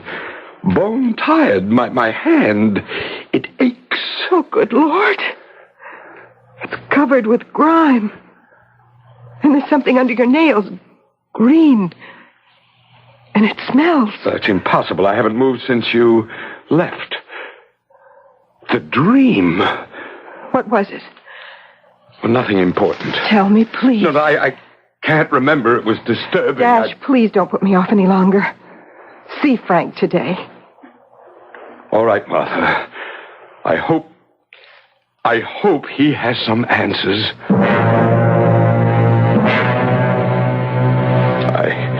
I don't know how to begin, Frank. Well, why not start with what's bothering you? Well, I don't know. I get confused at times. Sometimes I feel I've said something or done something, and it's not true at all. Mm-hmm. On the other hand, I have no recollection of things I've really done. Well, could you be specific? Well, like the theater the other night. I could have sworn I was with you when I was in the library all night. But finally you did remember? Sure. Mm-hmm. After the bell rang to notify us that the library was closing, it was like waking up, you know? Uh-huh. Everything seemed so unreal for a moment. Well, probably an aberration, temporary. Now, is there anything that's causing you anxiety? Well, not that I can think of. Mm-hmm. How about the past? Can you tie this in with some period of stress or anxiety? Huh? How far back? As far back as you'd care to go. Well, I don't know, Frank. My mother... Let's go on. Well, she raised me, you know. Yes, that's what mothers generally do. No, she did it all by herself. Your father? He was a weak man, a dreamer, always puttering with some invention that never paid off. My mother ran a little business that put food on the table. My father was of little importance around our house. I see. Did she dominate you as well? Does a shark have teeth? I was a bookworm when I was a kid. I spent all my spare time in the attic, devouring tales of the Middle Ages, knights, dragons, wars, chivalry. It was all fantasy and so much more real than life outside. Well, how does this tie in with your mother? Well, all she could see was my father all over again. She kept rooting me out of the attic, driving me out to the playgrounds and later to the ballpark. She kept hacking away at my love for books. I began to hate the sight of her, the sound of her voice. I began to wish she were dead.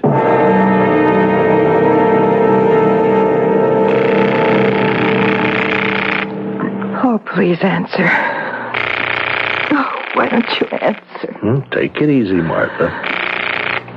Where can Dash be this time? Well, it's still early in the evening. He'll walk through that door and you'll feel awfully foolish. Well, I wish he would. I don't mind appearing foolish. Oh. There, you see?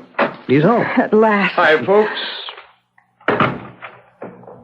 Well, the silence is penetrating. You've been drinking, Dash. Oh, yes, I certainly have. And why not?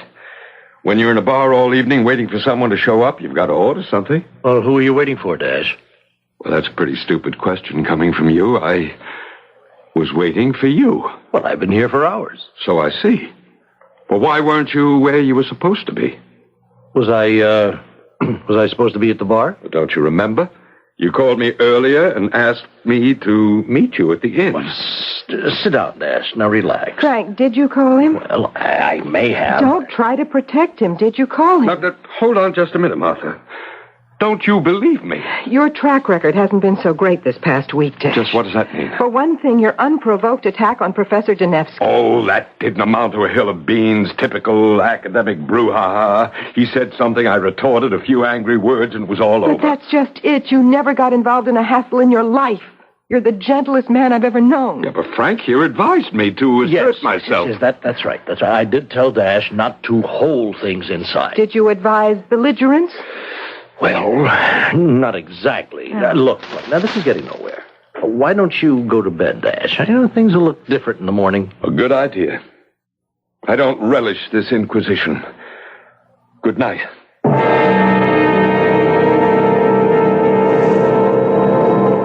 My lauded deeds shall an earl have honor in every clan. Forth he fared. In the roadstead rocked an ice-flecked vessel. High o'er his head they hoist the standard, a golden banner. Grave with their spirits, mournful their mood, to him was given such glory of war. Hello, Frank. I'm glad you're there. It's Dash. No, he's still asleep. But his clothes are all rumpled, Frank, and his sleeve is smeared with blood. I think we'll have to take your advice. Ask them to come. I'll have him dressed when they get here.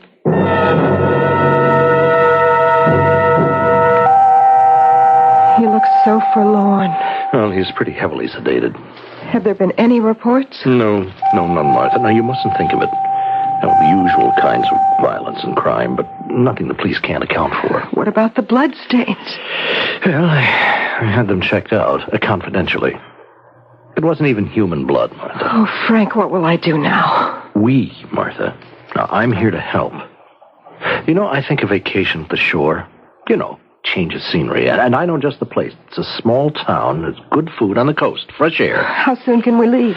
Well, a few days here, and I'm certain Dash will be able to travel. Now, right now, I'd suggest some hot food for you. No, Dash needs me. No. He needs you to lean on, Martha. You won't do him any good if you go to pieces, too.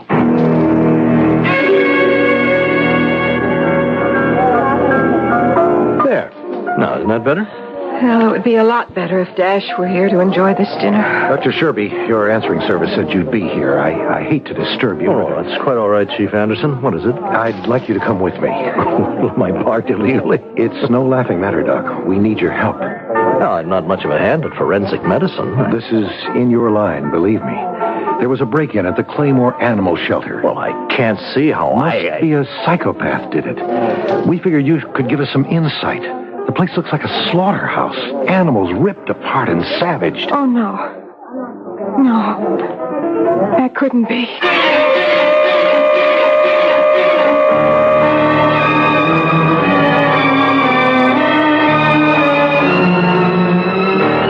The mind can be an illumination, a shining light that brightens the world for all time to come. Or it may be a bottomless pit where horrors sink beneath the conscious level, better left in darkness. Most of us have shameful acts stored away, acts we cannot bear to face. This, in turn, triggers some of us to commit acts beyond all reason. Will this happen again? We may know shortly when we return with Act 2.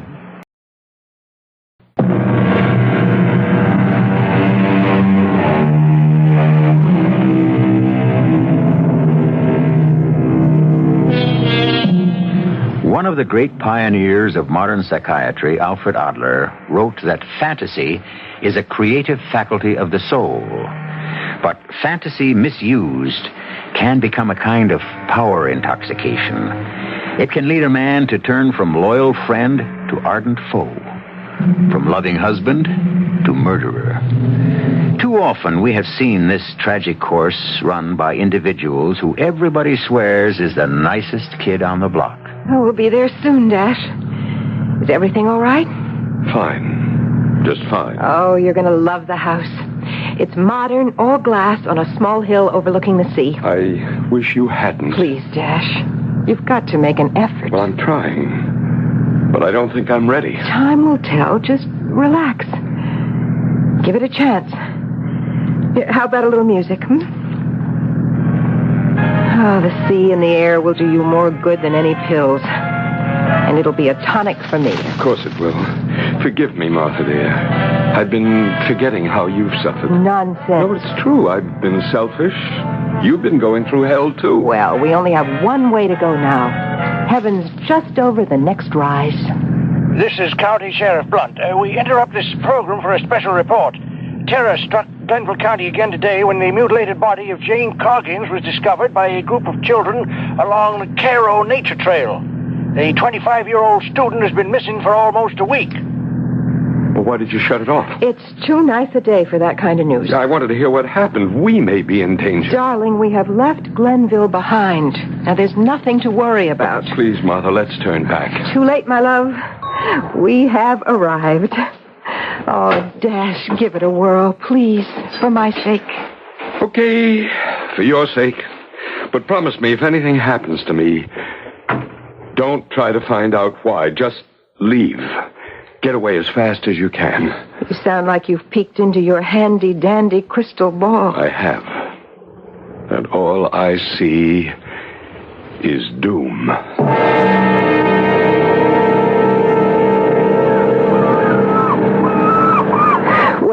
Isn't it everything I said it was? The sun, the salt spray, the sound of the sea. Yes, it is nice. When is Frank due? How long will he be staying? Oh, a while. And he's just here for a visit, Well, he enjoys the sun and the ocean. Yeah, but you're ducking the question, Martha.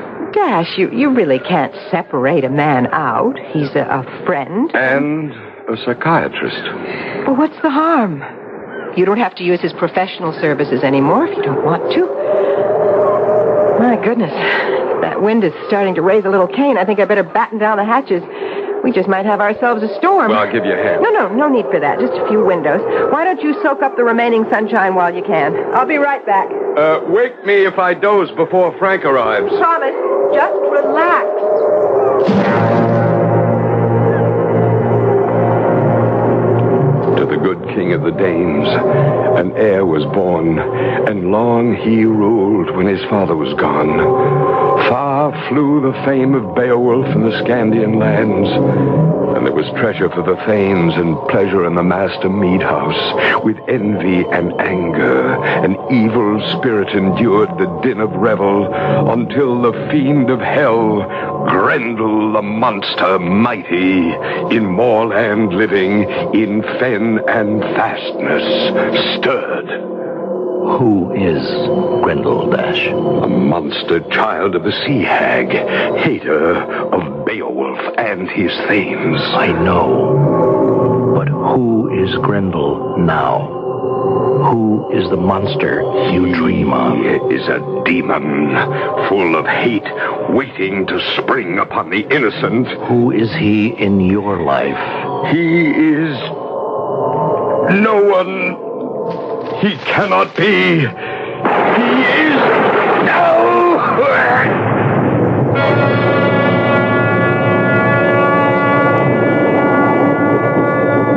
Well, hello, Frank. When did you arrive? Just a few minutes ago. Oh, you're lucky. It's really coming down. Where's Dash? Out. In this storm? Yes, he just ran off. I couldn't stop him. Why? Well, something spooked him. I overheard him talking in his sleep, and I asked him some questions, and he panicked. Well, why didn't you go after him? I did, but he was out of sight before I got past the terrace. Now, don't worry, Martha.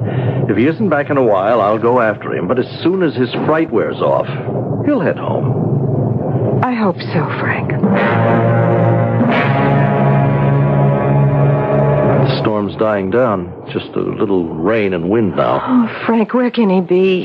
Sun should be out before long. But it's not like him just wandering off. Oh, it's not unusual, Martha, in his condition. What is his condition exactly? He is recovering. Now, by that I mean he's trying to get a hold on reality. And is he succeeding? More and more. But he still has moments of disconnection. Did you hear that? Yeah. Dash! Dash? Is that you? Oh, my darling, you're drenched. Just thirsty. Water. Are you all right, Dash? Here, Dash, here, drink this. Oh, it was horrible, horrible. What was horrible? The nightmare. I'm exhausted. All right, lie down, and I'll cover you. It was it was awful. Oh. He's out. His forehead's burning hot. He probably has some fever. Aren't you going to do something? Sleep is what he needs right now. And it wouldn't do you any harm either. Now, you get to bed, and I'll psych out here. Are you sure? Nothing more will happen now.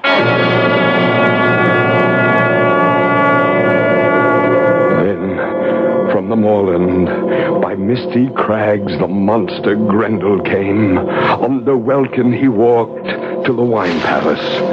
There streamed from his eyes fearful flashes like flame to see.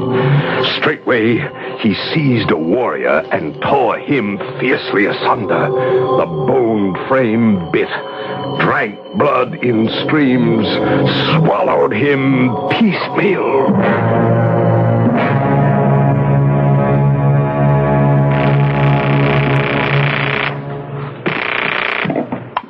Hello? Mrs. Saxon? Yes, who is it? This is Sheriff Blunt. Are you all right? Yes.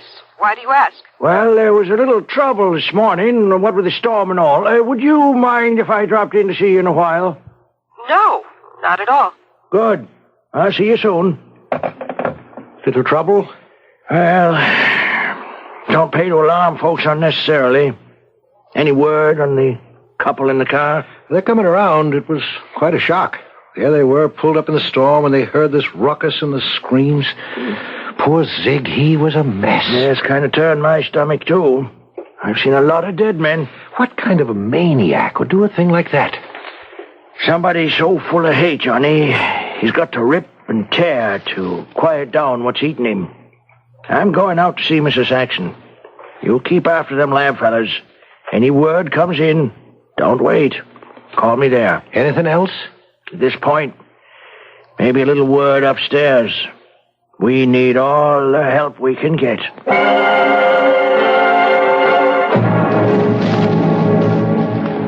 What was the trouble you mentioned on the phone, Sheriff? Zig Elkins, the tavern owner, was killed during the night. Oh, well, the storm was bad. No, Mrs. Saxon. He wasn't killed by the storm. Not directly, anyhow. Well, what do you mean? Seems like we've got a maniac loose. Maniac? Mm-hmm. But the storm could have had something to do with it. It seems to breed violence. Glenville County had a similar incident not too long ago. What's going on here? Yeah, you must be Mr. Saxon. That's right. This is Sheriff Blunt, dear. He came out to see if we were all right. Did you notice anything unusual during the night or hear anything? Well, not above the storm. Well, I take it you all stayed indoors. Who'd be fool enough to go out and all that? Somebody did. We got a body to show for it. A victim of the storm? A victim of a human storm. A murder. Oh, no. Did you want to add anything, Mr. Saxon? He was under sedation all night. Oh? Have you been ill? He's recovering. I asked him, Mrs. Saxon. Well, Mr. Saxon? Well, as she says, I've been recovering from a breakdown. I see. I don't think you do, Sheriff.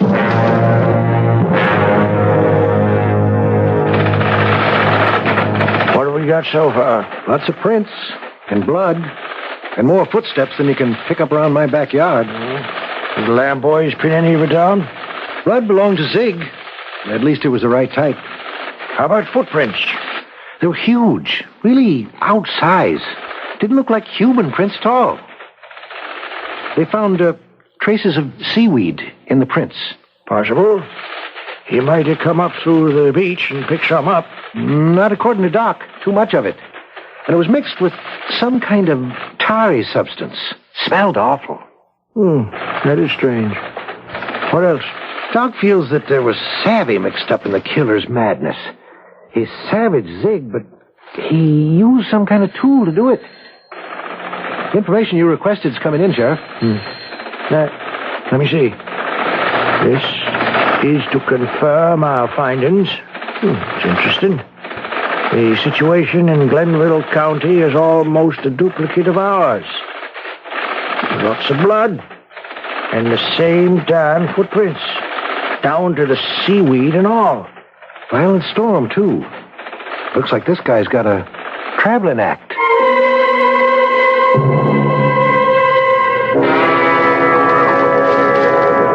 Some orange juice, dear? Dash? No, thanks. I think we ought to go back, Martha. Darling, Frank feels you're not ready yet. Well, I know me better than he does. By the way, where is he today? He hasn't asked me a single question. Oh, he's in town. He should be back any moment. Right on cue. He does have a flair for theatrics. Oh, Dash, that's unfair. He's been a good friend to you. A friend? Oh, you may be right. Well, up and enjoying the lovely weather. Can you spare some coffee, Martha? Oh, sure. How about something to eat? Some toast, please. I'm famished. That's what you get for running out so early. What was so important, Frank? Just some loose odds and ends to take care of. I had to cancel out my appointments this week, for one thing. Could have saved yourself the trouble. We're going back. I'd suggest you take it easy for another week. Sorry. Why don't we talk about this tomorrow? There's nothing to discuss. I've made up my mind. I want to get back to my book and my students. I meant to tell you, Dash, the dean's replaced you for the rest of the semester. Without notifying me? Oh, I spoke to him. Well, I brought some eggs, too, Frank. Oh, thank you, Martha. I wonder if you'd leave us alone for a few minutes. No, you stay right here, Martha. She's got a right to know everything about me. Of course. I just think we should have a session. No, I'll go. I've got lots to do. Start packing. Frank? I said start packing. I'll be in the house if I'm needed. I suggest you do the same if you're leaving with us, Frank. Well, my few things are ready. How about a drink? One for the road, so to speak? You know, I don't touch this stuff anymore. I meant some juice. There's no harm in that. I just had some.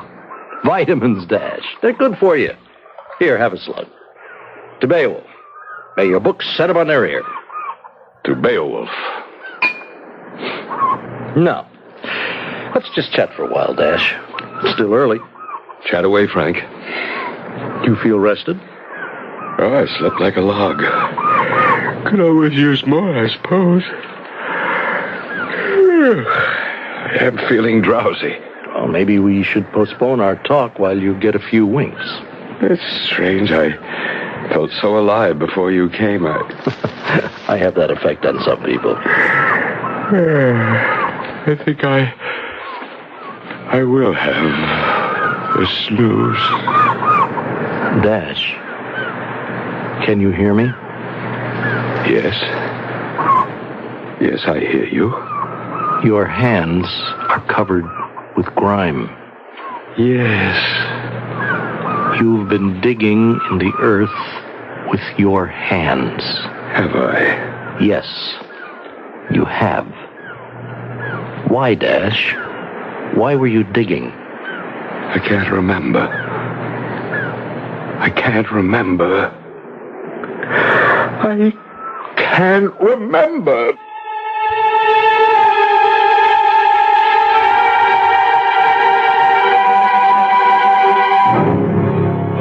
Johannes Kepler, the great astronomer, once came to the conclusion that a man's physical surroundings acts upon his life like the loops a farmer ties around the pumpkins in his field. The loops may not cause the pumpkins to grow, but they determine its shape. The same applies to man's physical surroundings.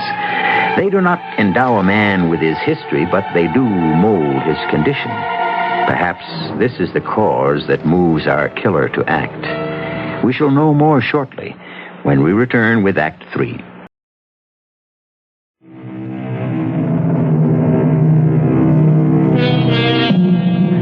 Where does the legend of demons arise? In superstition, some say cynically.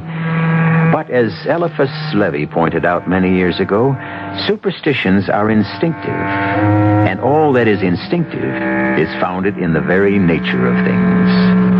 Let us return then with renewed attention and less cynicism to the superstition of demons and their struggle with our strange and bloody killer. Dash? Dash? How about some time out for food, We just had breakfast. 7 hours ago. Now, I brought you some ham and cheese. Oh, say, that looks good. Yeah, I guess I am hungry. Oh, it's good to see you hard at work again. And it's good to be home again. Well, don't overdo it. Beowulf has me in his clutches. Have you heard from Frank? He calls now and then. I'm glad I'm out of his clutches. Oh, that's unfair, Dash. He has been a good friend. Well, I agree. I just don't want ever to need him again professionally. Well, I'm sure you won't. You look well. You're as good as new. Well, I hope the dean agrees. I'm hoping to see him this evening. Why don't you concentrate on the book for the rest of the semester? Well, you said I'm as good as new. Well, but there's no point in pushing yourself. Besides, there's only 6 weeks left until summer vacations. But I want to leave knowing that I'm back in full stride. I'll take it, Martha. Hello? Yes, this is he. Oh. Well, I see. Well, then maybe tomorrow. No, I agree. That wouldn't make much sense now. Well, maybe when we return, Good. Sure. Have a nice summer. Was that Dean Morrison? Yes. He doesn't want me to push too hard either. Oh, darling, you'll be back on campus in the fall. Will I? Morrison didn't sound too encouraging. That's your imagination, Dash. You're one of his prize scholars. Was, you mean? That is enough of that. Finish your lunch and get back to work. Slave driver. Just until 6. You and I have a dinner engagement.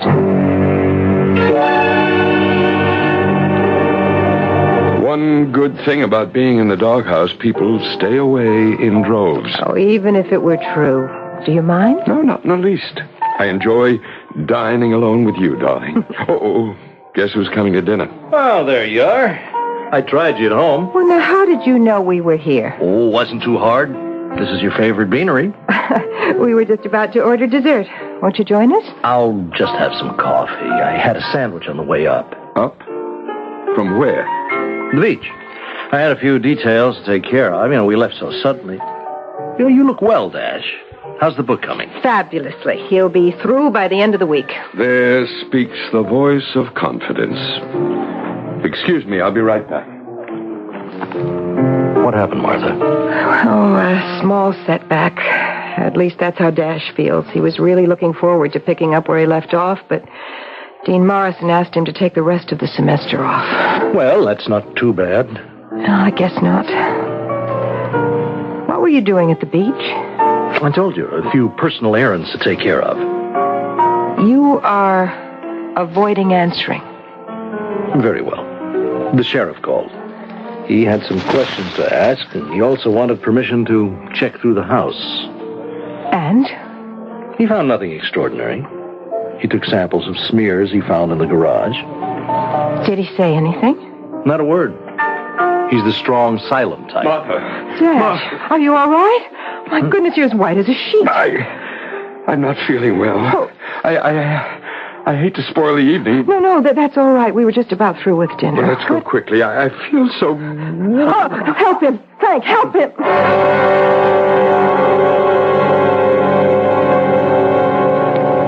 You're tired, Dash. Yes, I'm tired.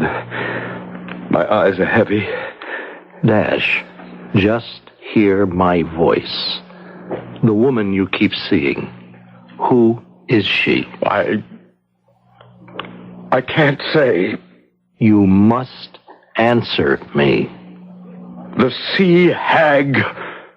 My mother. You hated her. Yes. You wanted her to die. No. You wanted her dead.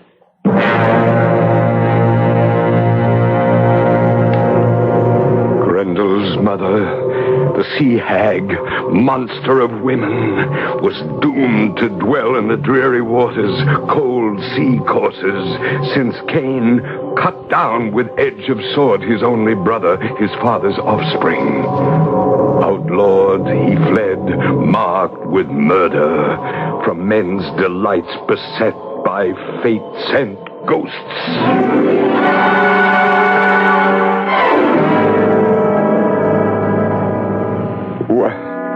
What's happening? It's all right. You've been asleep. How do you feel now? Pooped. Have I been out long? About 3 hours. Frank drove you home. You went right to bed. Frank? Oh, yes, his office. I had such a headache. Who is it? Chief Anderson, Mrs. Saxon. May I come in? Could you come back in the morning? No, I'm afraid not. There's a note of urgency in your voice, Chief. Have you been in town for the past few days? Yes, we've been here. At home? Well, not every second. Martha had some shopping to do. I visited Frank Sherby at his office. Anybody else see you, Mr. Saxon? No, but I did speak to Dean Morrison. Dash, before you answer any more questions, I'd like to know what this is all about. No reason why you shouldn't, Mrs. Saxon. Sheriff Blunt called. He asked me to check your house. With your permission, of course. Help yourself, Chief. I'd prefer to wait until Blunt gets here. He's on his way in from town. Sit still. I'll get it. Hello? Who? Oh, yes. Just a moment. It's for you, Chief. Oh, thanks. Hello? I see. No, just the three of us. Okay. See you soon. Things have changed. I'm going to have to ask you both to stay right here and act natural. What's beyond that door? Dash's study. I'll wait in there. Now, don't worry. How can we help worrying? I wish I knew what this... Just relax, Martha. Is the coffee still hot? Just about. Well, let's have a cup. Darling, excuse me, but I need the aspirin now. Or perhaps I should ask the chief's permission to leave the room. Go on, Martha. It's all right. Dash, what happened? Well, nothing, Frank. You look like a man possessed. Where is she? Martha? Well, she's in there. Too late. Dash, why? Why did you do it? Are you sober, Frank? That's the wrong question, Dash. Oh, Chief Anderson, good Lord, you cannot blame Dash. I'm not blaming... Did they drag you over here too, Frank? What? It can't be. You're wrong, Dr. Sherby. Dead wrong. Why did you rush in here? That is privileged information. Not in the case of homicide. Well, I'd like to know, too. Well, I was worried. After the session with Dash this afternoon, I thought he might, Do what, Frank? Well, it doesn't matter. Nothing happened. Well, come on now. What are you afraid of? Do you really want to know? Well, of course. I was afraid you might harm Martha. Especially after you called her the sea hag. I thought... You mean you tried to plant the idea at the session, and you wanted to see if it had actually worked? You're mad, Dash. I thought your profession frowned on those terms. That must be Sheriff Blunt now. You have the papers, Blunt? Sure thing, Anderson. We had a look around? Yeah, and seen enough. Dr. Sherby, you'd better come along with us. We'd like to talk to you at the station. You're making a mistake, Anderson. Won't be the first. Let's go. Good night, Martha. Dash. Who would have thought? Frank, of all people. I can't believe it. Neither can I. This is a world of strange and mysterious happenings. Darling, are you ready for bed? No, not after that. Now, why don't you hit the sack? I'll listen to some music and look over the last chapter of my book. Are you sure? Very sure. Good night, dear. Good night, Dash. Don't stay up too late.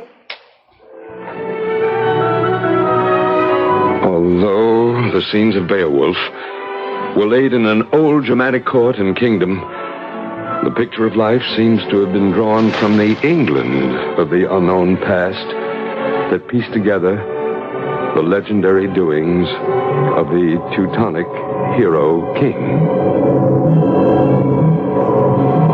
Then the sea hag grasped Beowulf with grisly claws as she strove to shatter the hero king.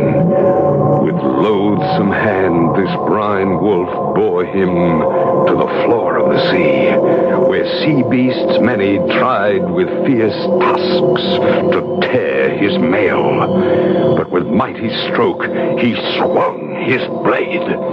Swift on her part, she paid him back. The Lord of Heaven allowed his cause, and easily he arose, his blade triumphant as the monster mother shrieked. Don't! Please! In the name of heaven, Dash! Don't!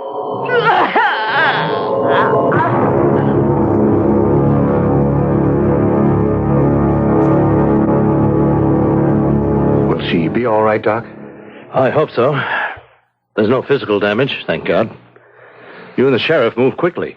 I'm sorry we had to put her through all this, but we didn't have enough evidence to hold him. Oh, poor Dash. He was so obsessed with the tale of Beowulf, he became part of the legend. He kept vacillating between the role of king and monster at first, and finally he resolved his dilemma in his distorted way. Well, I'd better get back. Things could be a lot more peaceful now that this one's all wrapped up. Well, maybe so, but one thing still bothers me. What about the outsized footprint we found? And the seaweed and the pitch? Never got an answer for that. Let's hope we never do, Tom. Whatever came out of the sea, may it never come again.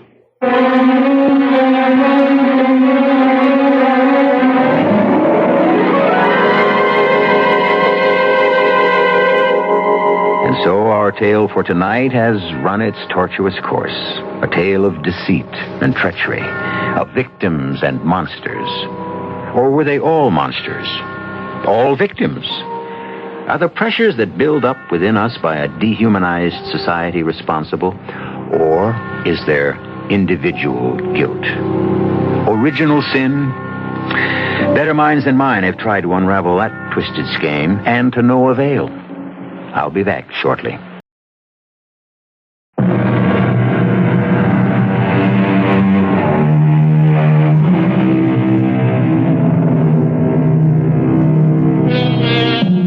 In our tale, we found a man obsessed from childhood, moved to slay because constraints were drawn about him. His acts became increasingly violent as he became increasingly obsessed by the feats and legends of a Saxon hero. But what of the facts still unexplained? What of the footprints and the traces locked once again in the fastness of the sea? Think about them and remain uneasy, or discard them as irrelevant and sleep well. Our cast included Arnold Moss, Terry Keane, Earl Hammond, and Robert Maxwell. The entire production was under the direction of Hyman Brown.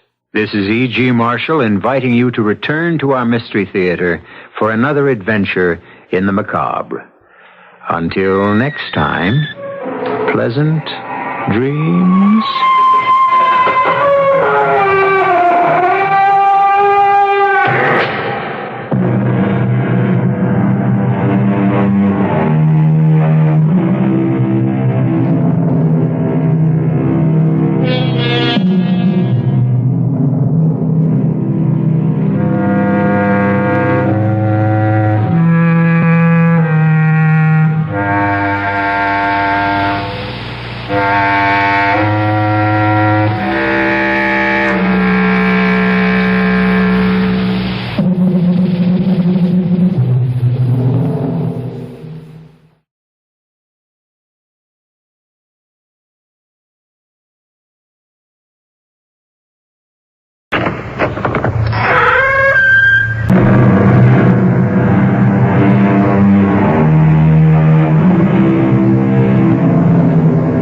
Come in.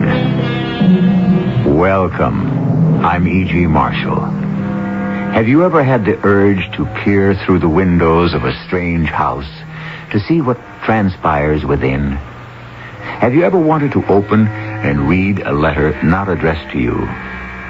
To intrude upon the confidences that do not concern you? Have you ever found yourself straining to catch the words that pass between two people you don't know and who don't know you? If you have, and I think there is no one who has not, then you have felt the itch of the eavesdropper, which is to learn secretly that which is private.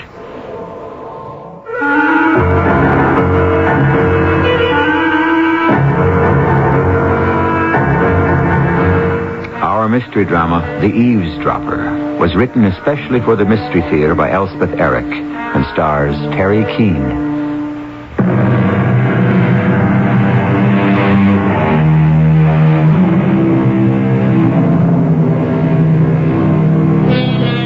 Those who eavesdrop never hear good of themselves.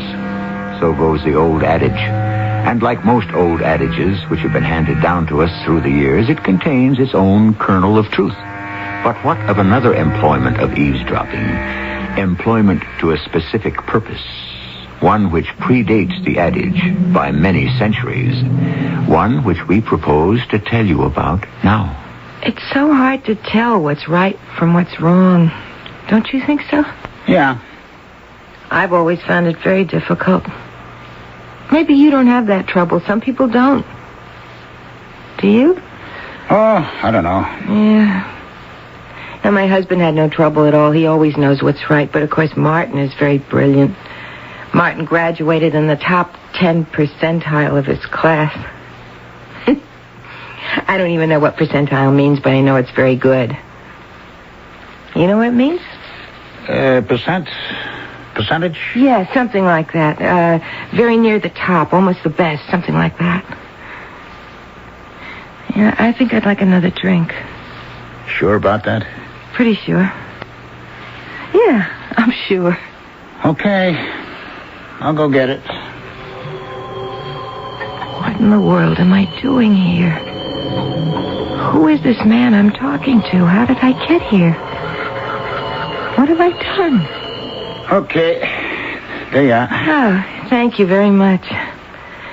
Hey, listen, am I bothering you? No, not at all. Because if I am, just say so. There's nobody else in the bar. It's still early. I don't know if it's right, a woman sitting at the bar all by herself. You think it's all right? Oh, they do it all the time these days. In other bars, too? All over. I only come to this bar, never any others, just this one. That's so? Yeah, because the name of this one is the Hermes. You like the name, huh? Well, it's not that I like it so much. Listen, may I tell you something? It's kind of personal, but do you mind? What have I got better to do? The reason I started coming here to the Hermes Bar and Grill is because of something my husband Martin said one night around dinner time. He was sitting in his big chair, and I was sitting at the table. I just took a peek at the roast. It's almost done. Martin? Huh? The roast is almost done, I think. Huh. I cooked it a new way. Leg of lamb southern style, it's called. Fascinating. Wow. I don't know if it's fascinating exactly, but it's interesting. You roast it just like a regular leg of lamb, but then half an hour before it's done, you start basting it. Fascinating. With this sauce. It has lemon and vinegar and ketchup in it. Absolutely fascinating. You mean the ketchup part?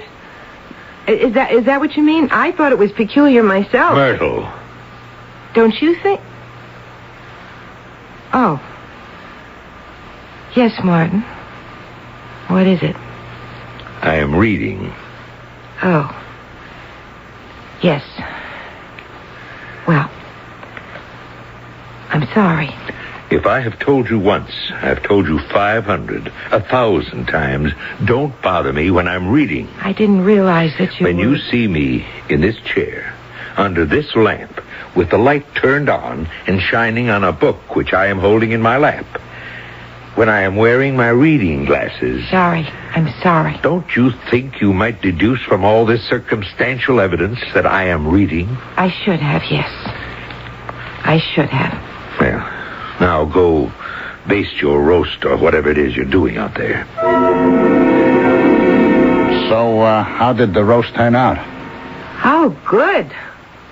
Very good. In fact, marvelous. You wouldn't think so, would you? But it was very good. I kid you not. I think I'd like another drink, if you don't mind. Well, now... I think I'm starting to feel better. Don't get the feeling too good now. Nice man. Very nice man. I like him. I really like him. I mean, I can talk to him. He listens. I mean, he really listens. And what's more, he hears me. I think he really hears me. I like him a lot. Here's your drink. What's your name? Me? My name's Myrtle Chapman. What's yours? Charlie. Charles. Everybody calls me Charlie. Even my wife. Everybody named Charles gets to be called Charlie sooner or later. It's in the cards. You married? 4 kids. 4? Yeah. Take it easy with that drink. You don't mind a little advice? Yeah, I want to finish what I was telling you. About the leg of lamb? Southern style. But it wasn't about that. It was about my husband, about my interrupting him when he was reading. Now, that was so dumb of me. I knew I wasn't supposed to do that. He told me over and over, but it seemed like when he was home, he was always reading. Always. Sometimes I'd take the Reader's Digest, I'd read that, but... Anyway, when the leg of lamb was almost done... Fascinating. Martin, coffee, tea, or milk? Martin? Do you want coffee, tea, or milk with your dinner, and do you want it with it, or do you want it later?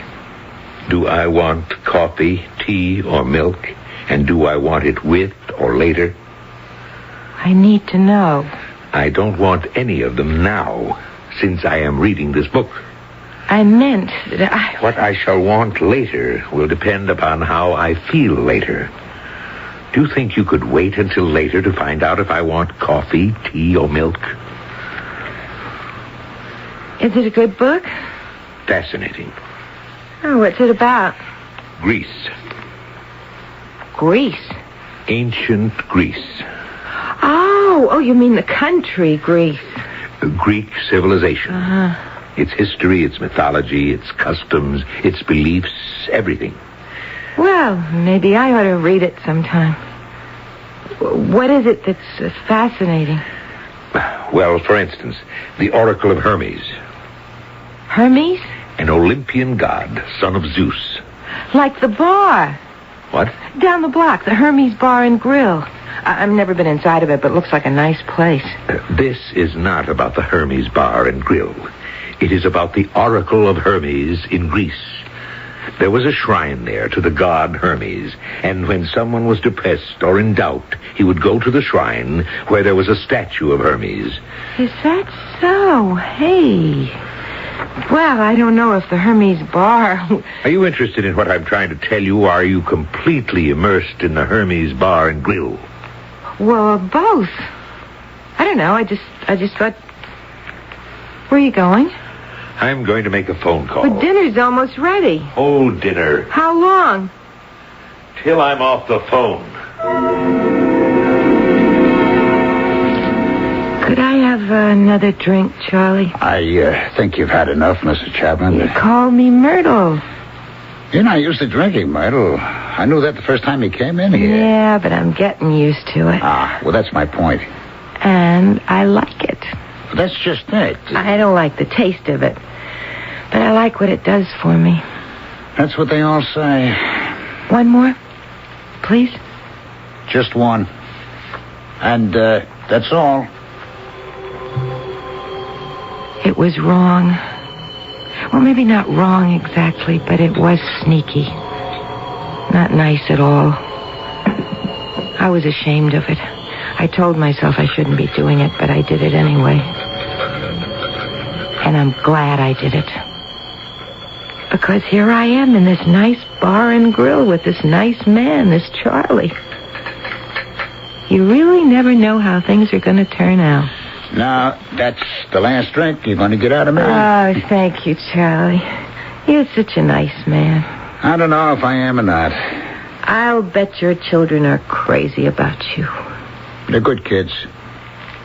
Oh, I was telling about how Martin went into the bedroom where the phone was. Oh, yeah. Well, now, I couldn't imagine who he'd be calling up at that hour with dinner practically on the table.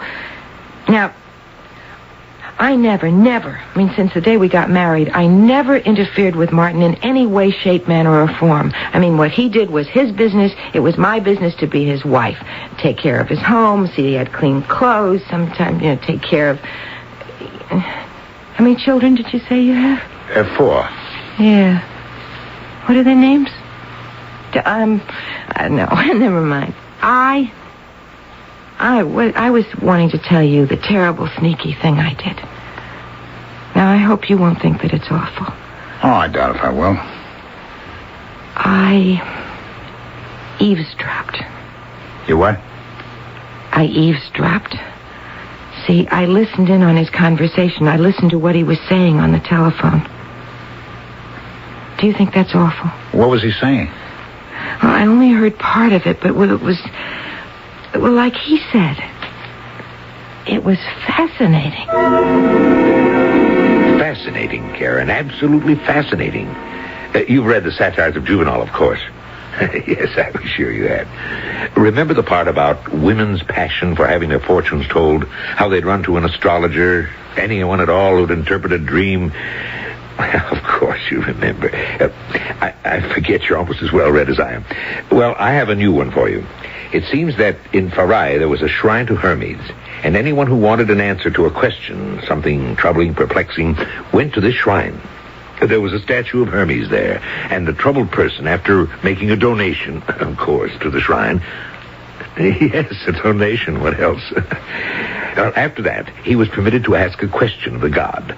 Whisper it into the ear of the statue. Wait, hold on a minute, I'm not through. Right after asking the question, the questioner would, quick like a rabbit, put his fingers in his ears. Yes, stop up his ears so as not to hear anything. He'd keep his fingers in his ears till he left the shrine. Then, well, hold on. I'm about to tell you, Karen. Then he'd go about his business. Go home, wherever. Wait. I haven't given you the zinger. This is what makes it all so fascinating. On his way home, or wherever he was going, the very first thing he heard anybody say, anything, that was the answer to his question. How about that? I had to tell it to somebody, Karen. I knew you'd love it. What inventiveness, what imagination. Well, thanks for listening to me. I have to hang up anyway. Dinner on the table and all that. So long, Karen. See you tomorrow. That's what I heard him say. Now, maybe I haven't got it all quite right, but that was the sense of it. And the part about the god Hermes and how to ask the question, then put your hands over your ears tight, and leave the bar. I mean the shrine. Then take your hands away and listen to the first thing you hear anybody say. No matter what they said, no matter who they were. That would be the answer to your question. I got that part right. I know I have. So, you see, Charlie, that's why I started coming here. It is? You do understand, don't you? I don't know if I do, Myrtle. Why don't you let me bring you something to eat, huh? Like a sandwich? No, I don't want a chicken sandwich, a cup of coffee? No, How does that sound, I don't huh? want Come on, anything. you sit right there. You just sit right there. Next to the statue of Hermes, huh? All right, that's it. You just put your little hand on his foot and you sit right there while I tell the chef. Nice chicken sandwich, all white meat, okay? Okay. Just sit there. I'll be right back. Oh, Hermes. I hope I've done the right thing. It's so hard to tell sometimes. Have I done the right thing this time?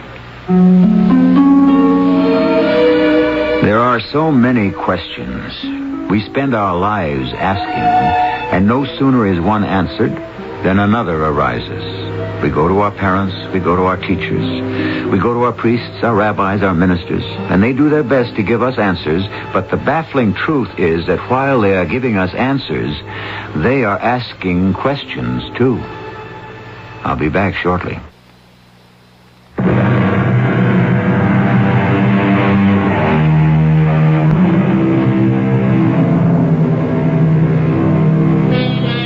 If our parents could not answer our questions, if our teachers could not, what really is wrong with going to a statue of Hermes, son of Zeus, and whispering in his ear, then stopping up our own ears with our hands and running away without waiting for an answer? Then, taking our hands from our ears, listening to the first overheard sentence uttered by anyone at all, and taking that for our answer. Makes as much sense to me as anything else. Here's your sandwich and your coffee. I don't know if you take cream or sugar, but I brought you both. Oh, thank you, Charlie. You're very nice. Now, you be nice to me and eat it, okay? Hey, place is starting to fill up, huh? Oh, yeah, some. Won't really get busy for a while yet. Hey, you trying to get rid of me? Oh, no. Because I'm going to stand right here till you eat that sandwich.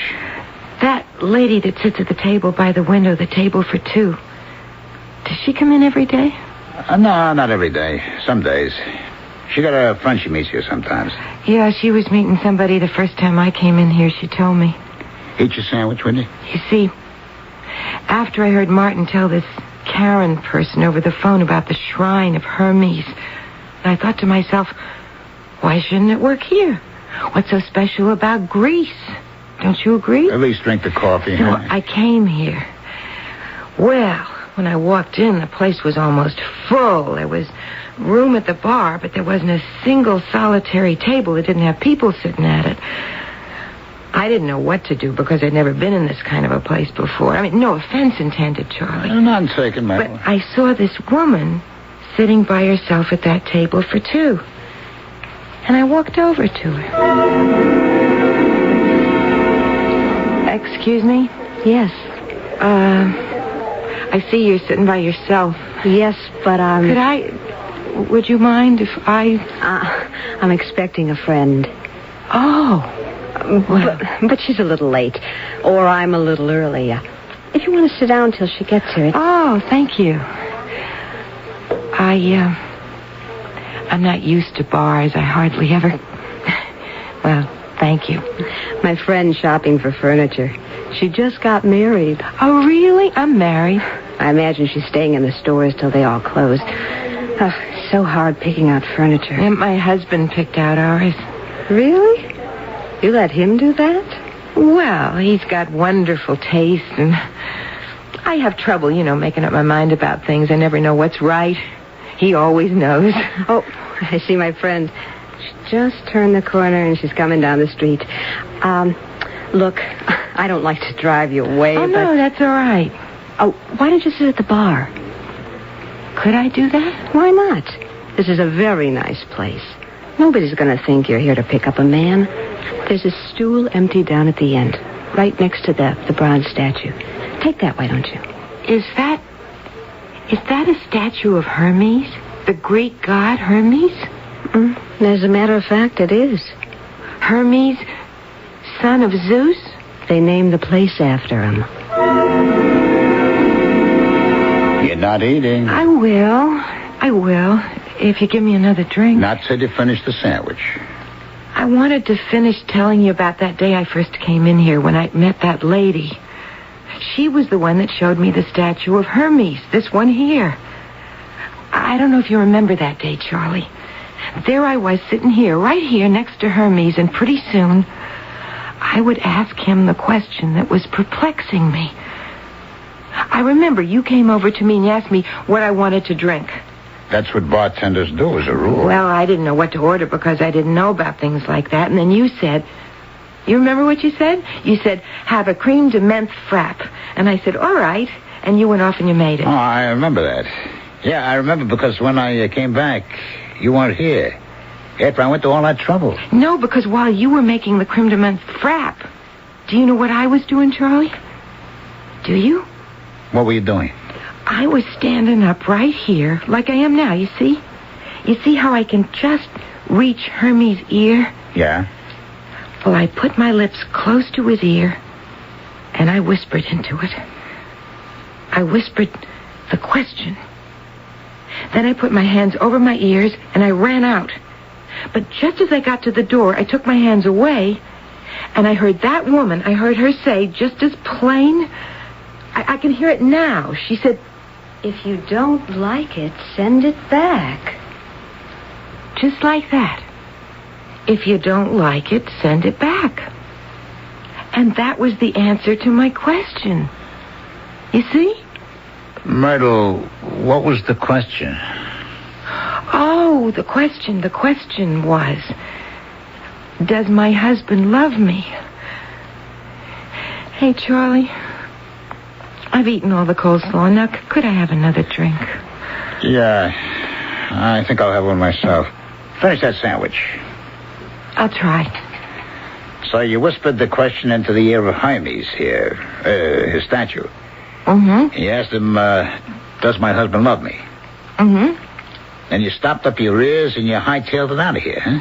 Mm-hmm. But just as you got to the door, you heard the lady at the table by the window say, if you don't like it, send it back. Is that right? Mm-hmm.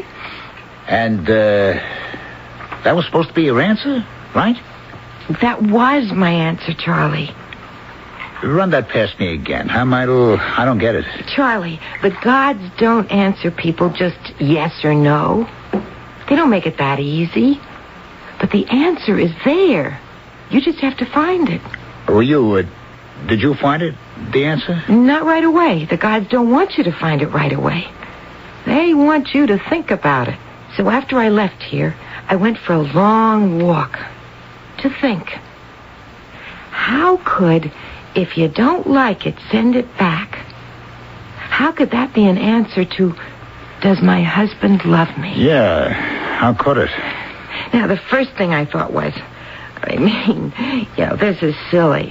She's just talking to her friend about the furniture she was buying for her new home, her friend having just got married. Oh, that sounds reasonable. She was telling her if you don't like the furniture or some particular piece of furniture, why send it back to the department store where you bought it, right? Right. Then I thought, it popped into my mind what my mother told me. Your mother? When I was a little girl, I said to my mother, Mother, where did I come from? How did I get here? You know how little girls ask these questions. Boys, too. Well, my mother got all red in the face and flustered, and she said, why, Myrtle, your father and I bought you at the department store. Well, of course, I know better now. I hope so. And I would never tell my little girl anything like that. If I had a little girl. I hope not. But that's what I was thinking when I was taking my walk. And I was remembering what happened a little while after I got married to Martin. What happened? I got pregnant. You're what? Pregnant. I'm pregnant. You're not. I'm going to have a baby, Martin. Oh, no, you're not. It's out of the question. But I am. What's wrong with that? We're married and I love you. You love me. We're going to have a baby. What's wrong with that? Everything conceivable is wrong with that.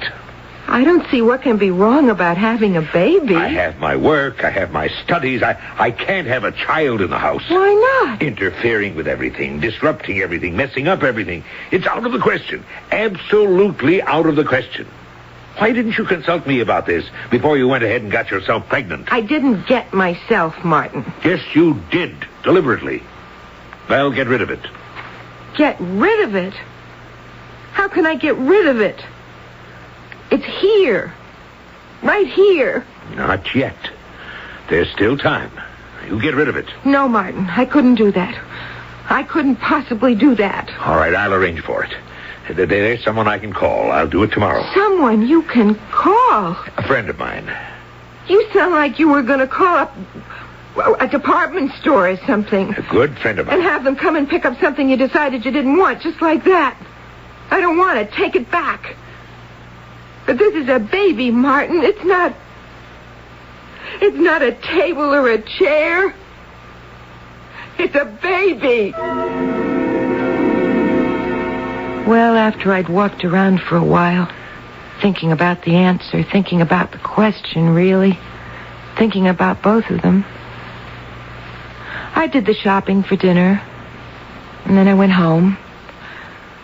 Martin was sitting in his big chair under the reading lamp. I was very quiet. I walked on my tiptoes to the kitchen. I peeled the potatoes and shelled the peas very quietly. I put salt and pepper on the chops. This was all very soothing, you know what I mean? I mean, fixing food, getting it ready. It's very good for my nerves.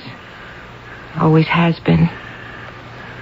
So after everything was prepared for cooking, I went into the living room where Martin was. Martin? Huh? I want to have a baby now, Martin. What's that? We've been married 8 years, and I think it's time to have Out of the question. I don't think it's out of the question at all. Well, it is. Just because you say so? Yes. Just because I say so. Please don't start reading your book again. The subject is closed. Just because you say it is. Yes. I see. Good. Martin? Oh, for heaven's sake, what? I'm going to. Going to what? Have a baby. And I'm not going to send this one back like the last time. Are you trying to tell me you're pregnant? Right now? Not yet, but I'm planning to get pregnant, and this time... You'll do no such thing. Oh, yes, I will. I'm a woman, I'm your wife, and we can afford it, and I'm going to get pregnant and have it. You can have your work and your books, and I'll have my baby. No, you won't. Yes, I will. I've made up my mind. You won't.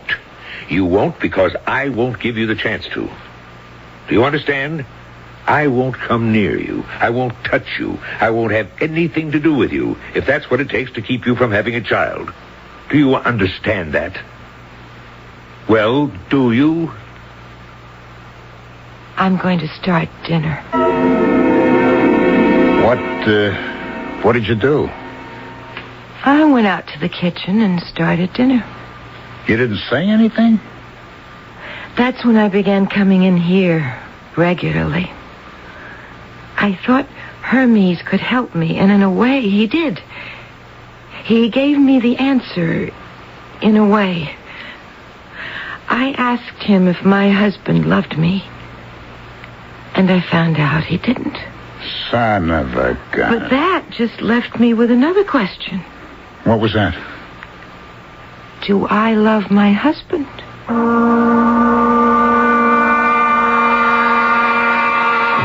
Life can be seen, if you so choose, as one question after another. Just as we find an answer, another question arises. Or, and this is enough to take the heart out of anyone, the answer we find turns out to be inadequate. The solution we arrive at, no solution at all. I really think it remarkable that we make our way through life. The best that can be said for us is that we keep trying. I'll be back shortly with Act 3.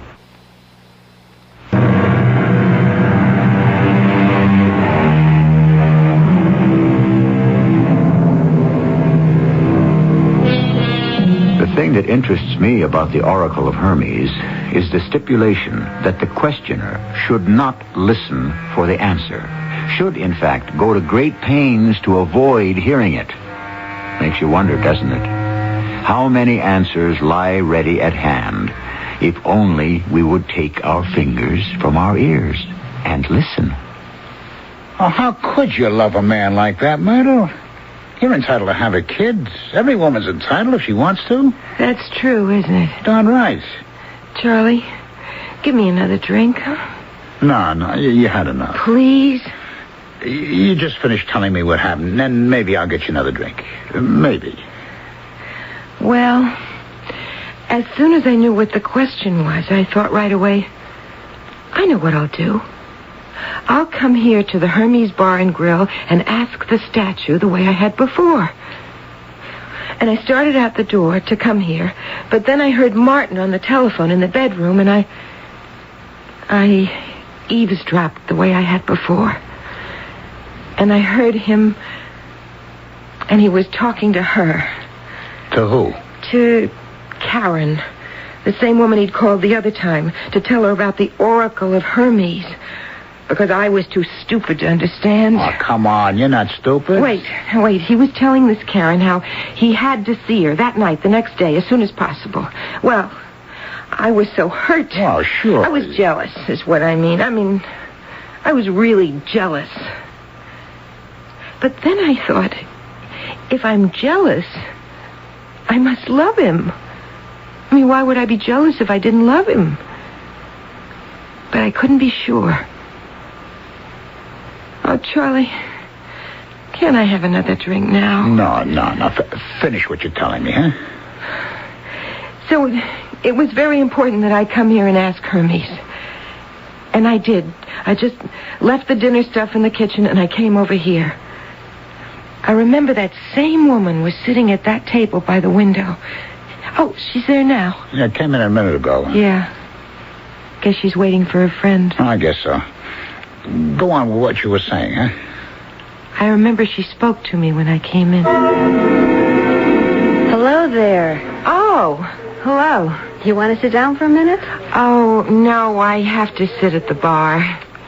I have to sit at the end of the bar. Have to? I have to sit on the stool at the end of the bar next to the statue of Hermes. Really? Is it so important where you sit? Well, I have to ask Hermes a question. You mean that? It's something that's troubling me. And you think Hermes will give you the answer? Not right away. Well, when? Well, that's hard to say. You see, after I've asked the question, I won't listen for the answer. Why ever not? Well, that's the whole point. I don't listen for the answer. I put my hands over my ears and I leave. And then the first thing I hear after I've left, that's my answer. That's, very interesting. Yeah. Well, I'd better get on over to the bar before somebody takes the stool next to the statue. And that's what you did, huh? Yeah. I came over here and I sat on this very stool right here. Oh, well, I don't suppose you remember. Oh, I can't say that I do. Well, I sat here. I think I ordered a drink, but I don't really remember. Anyway, I stood up tall and I put my lips next to the ear of Hermes and I said, "Do I love my husband, Hermes?" And I stuck my fingers in my ears and I ran for the door. And just before the door closed behind me, I heard, "Don't be stupid. If you hate it, get rid of it." Don't be stupid. If you hate it, get rid of it. That's what I heard. That was the answer. Some answer. Well, that's how I felt at first, but I just let it sort of sink into my mind. I was positive that sooner or later I would know the real, true answer. Well, did you? Oh, yes. Yes, I did. It wasn't quite what I expected. What was it? Well, see, first I have to tell you what happened before the answer came to me. I was just fussing around the kitchen, getting dinner, making something fancy because, well, cooking is good for my nerves. I told you that. Yeah, go on. And Martin came into the kitchen. What are you cooking? What? Oh. I thought you were reading. I was. I didn't want to disturb you. Was I making too much noise? What is that you're cooking? Chicken Marengo. Oh, new, huh? New recipe. Oh, what's in it? Are you really interested? Sure, why not? Well, you see here, I've already fried the chicken. It's in the oven now to keep it warm. Yeah? You really want to know? Sure I do. Okay. Now, in this pan where I fried the chicken, I'm making a sauce, see? There are 2 tablespoons of flour, 2 of butter, and a cup of soup stock. Next, I'm going to add some sliced mushrooms, some tomatoes all cut up, some sliced green olives, and a little white wine. And then I let the whole thing simmer for, maybe 10 minutes. Swell. Great. Then I'll take the chicken out of the oven and put it on a big platter, this one, you see? Yeah? And then I'll pour everything in the pan over the chicken. I mean, that's why it has to be a big platter, you see? Yeah. And then I put chow mein noodles in the center of the big platter. And I sprinkle some cooked peas over the whole thing and a whole lot of browned almonds. And, Martin, I was telling you... Where did you go? I was telling you how I... Martin? He'd split, huh? Walked right out on me, smack in the middle of me telling him about chicken Marengo. When I'd gone to all that trouble, he just walked out. Didn't say anything, just walked out of the kitchen and went back to the living room and picked up his book and started reading. What did you do?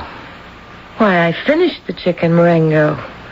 The mushrooms and olives and the tomatoes and chow mein noodles and the peas and the almonds. I must say that platter looked something gorgeous when I got through with it. Oh, I'll bet. I was very proud of it. Oh, sure you were. I mean, all that trouble I went to. Sure. So I thought to myself, I'll show it to Martin. He'll be pleased. Yeah. Well, he wasn't pleased. No? I don't know why I thought he would be. Oh, any man... But I took it into the living room where he was reading to show it to him. Martin? Martin? Huh? Here's the chicken Marengo. You want to look at it? Don't interrupt me when I'm reading. I thought you might want to see it. Please, Myrtle. After you came in the kitchen and asked about it, I was so pleased. For heaven's sake. I really thought you were interested. Interested in something I was doing. Interested in me. But you weren't, were you? You were bored stiff. You were trying to act nice because you won't let me have the baby I want. You thought, let's kid the little idiot along. Let's make out like she means something. Give her a break. Let her feel important for a minute. I'm so bright. I'm so brilliant. I can afford to give her a minute or two of my time. Pretend that I'm interested. But you couldn't, could you? You couldn't even pretend. Not even for a minute. Not even for one lousy little minute. Myrtle. Hermes was right. Hermes gave me the answer. No, Myrtle. Don't be stupid, he said. If you hate it, get rid of it.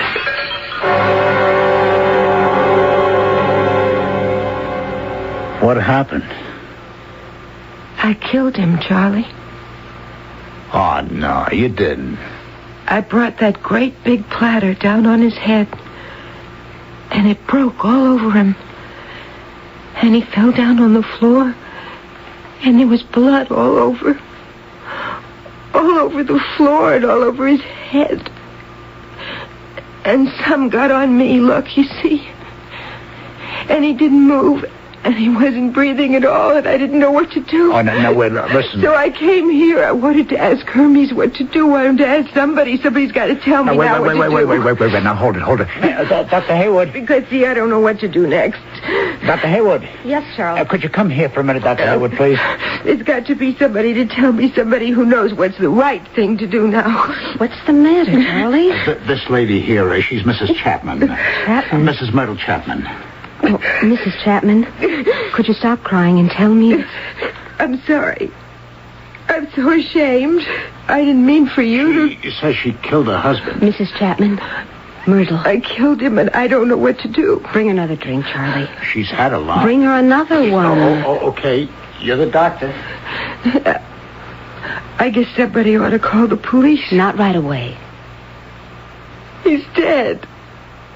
I killed him. I don't think so. I hit him over the head with a big platter, and he fell down, and there was blood all over. But you didn't kill him. I did. No. Yes, I remember. I wanted to kill him. I was standing there with the platter in my hands, and I wanted to kill him. But you didn't. You cut him up quite a lot, but I meant to kill him. That's a long ways from killing him. Here's a drink, Doctor. Fine. Now, drink this, Myrtle. Then I'm going to take you home. And when you get there, you'll see your husband's very much alive. How can you be so sure? I just am. Now drink up. Who are you? I'm Dr. Haywood. You're a doctor? I'm a therapist. As a matter of fact, I'm your husband's therapist.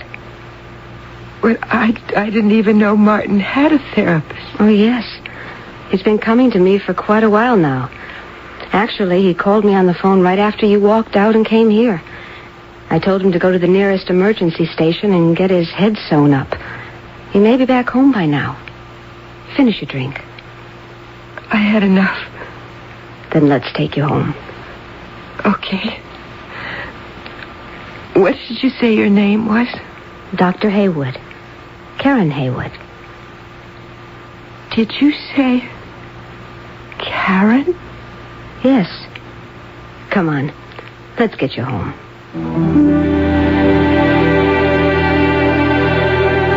If you're complaining about the long arm of coincidence in our story, stop and think how large a part coincidence has played in your life.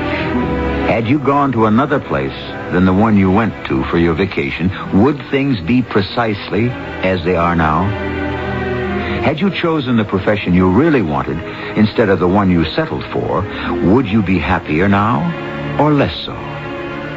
It's impossible to tell, of course, but you just might find the answer by whispering in the ear of Hermes. I'll be back shortly.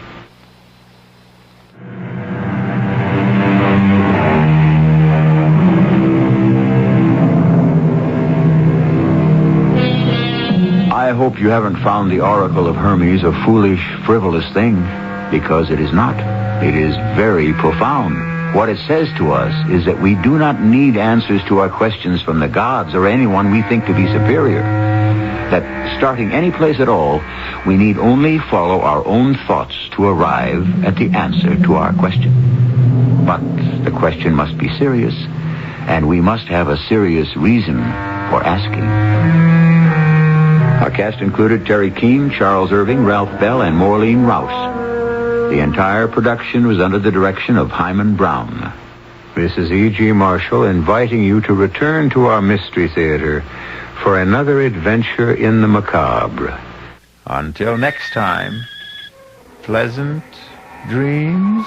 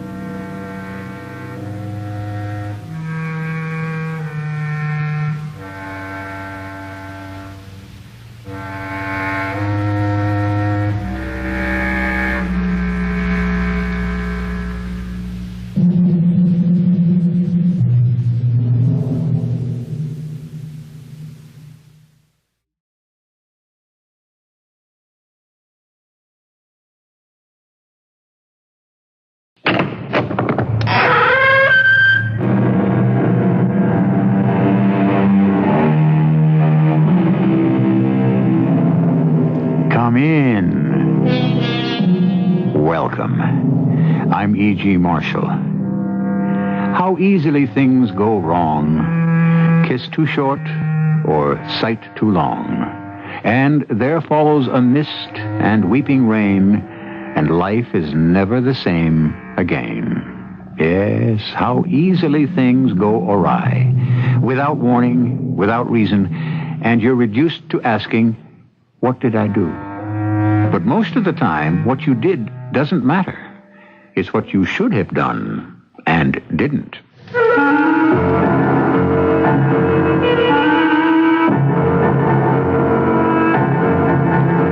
Our mystery drama, The Death Disc, was written especially for the Mystery Theater by Sam Dan and stars Tammy Grimes.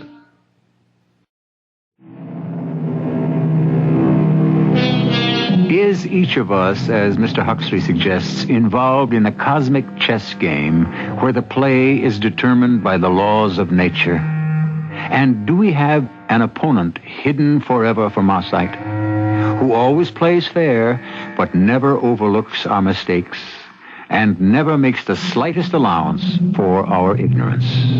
It would seem so, because no one here below has ever won the match or even fought to a draw. You must be Miss Pruitt.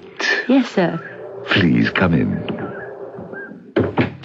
This is a most charming place, Mr. Townsend. It's rather small, but adequate for an old bachelor. That table and the commode. I don't know what to look at first. The chair. It's Louis XIV, isn't it? Literally. Actually, this is one of the pieces from the palace at Versailles. Won't you join me on the terrace, right through this door?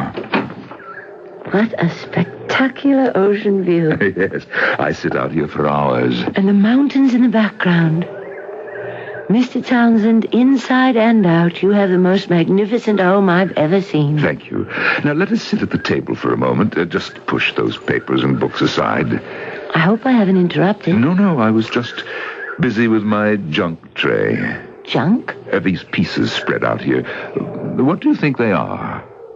They look to be little objects of gold. They are gold, aren't they? Oh, yes. Purest gold.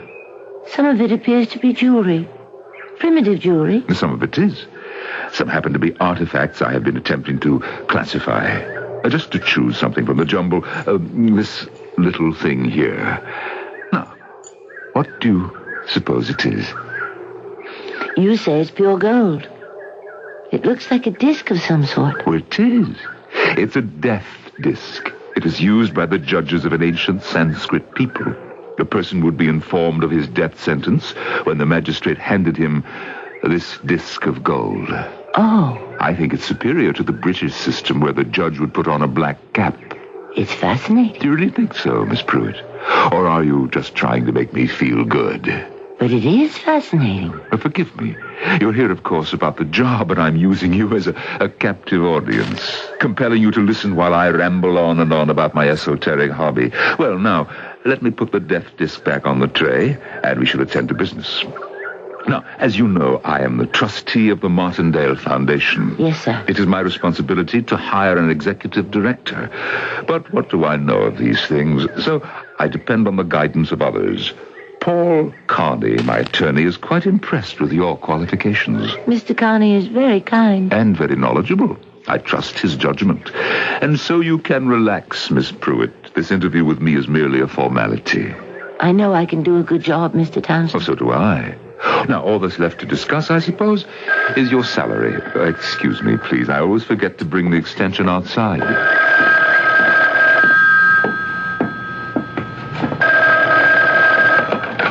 Hello? Elwood, is Miss Pruitt arrived yet? Yes, Paul. She is here now. What do you think?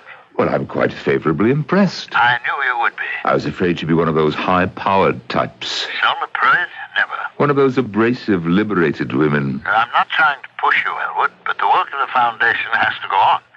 Her applications for grants must be processed, and I really don't think you can do better than Miss Pruitt. Well, I'm inclined to agree. I see no reason at this point why she should not be hired. Good.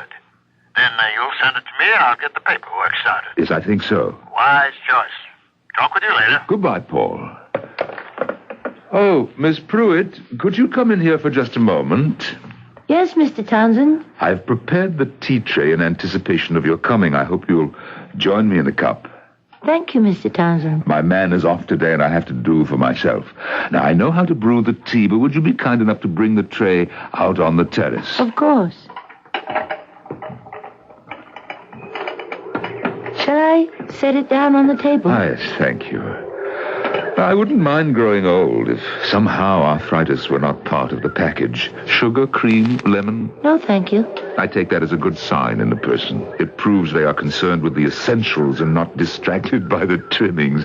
Well, now we were going to discuss salary. Yes, Mr. Townsend. I had mentioned a figure to Mr. Carney. Is that agreeable? Mr. Townsend?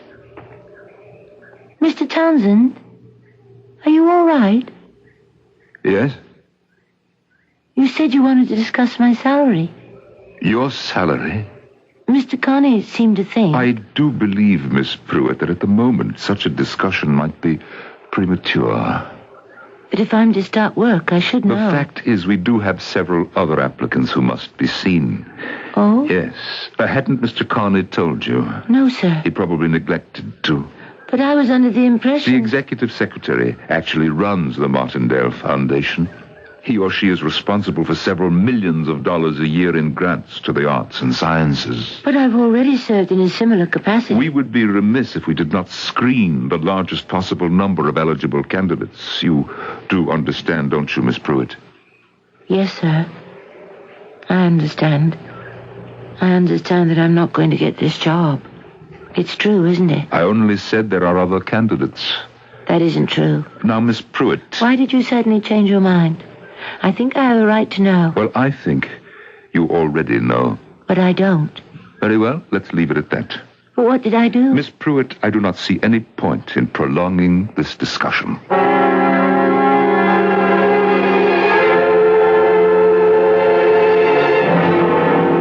I don't understand it, Mr. Carney. I don't understand at all. Well, what happened? I don't know. I spoke to him on the telephone. He said you were hired. That's what I thought. We were getting along famously. And suddenly, he just changed his mind. Why? I can't even imagine. Well, what did you say? I didn't say anything. You must have said something. I think, even the most trivial seeming remark. I said no to cream, sugar, and lemon. He approved of that. Did you say anything else? In response to his invitation to discuss salary, I said that you and I had discussed a figure. And then he became silent. And I could sense that right there is where and when it happened. He certainly couldn't object to talking about money. Did you mention the figure? I didn't have a chance. You must have said something else. No. You did something. No. Well, it couldn't come out of the blue. It did. Out of nowhere. Suddenly there was a wall between us. He had been kindly and warm. Now he was distant and cold. One moment I had the job, and the next moment I lost it. No, you haven't lost it yet. I have, Mr. Carney. I could tell by his manner, the look in his eye, the tone in his voice. I have no chance at all. Well, it just doesn't make sense. You have the best qualifications. Why did he turn against me? Why? Why, Elwood? I cannot think she is the person we're looking for. But I do. Then we disagree. She is by far the most qualified candidate I've seen. Now, what is wrong with her? Let us say I do not care for her personally. That is not fair. Perhaps. Elwood, when we spoke on the phone, you told me you were very much taken with her. Oh, did I? Well, that was a first impression. And like most of its type, it turned out to be wrong. But you spent only a few moments with Miss Pruitt.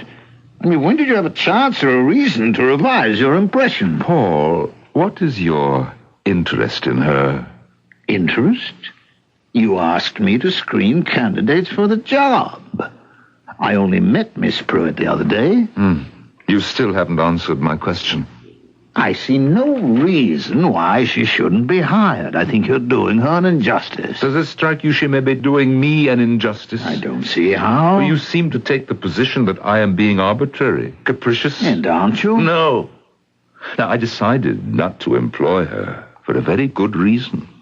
Actually, the best in the world. Then why didn't you tell her? There is no need.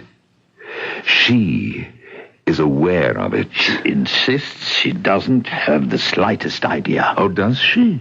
In that case, I can only say she is lying. Elwood, tell me what it is. I prefer not to discuss it.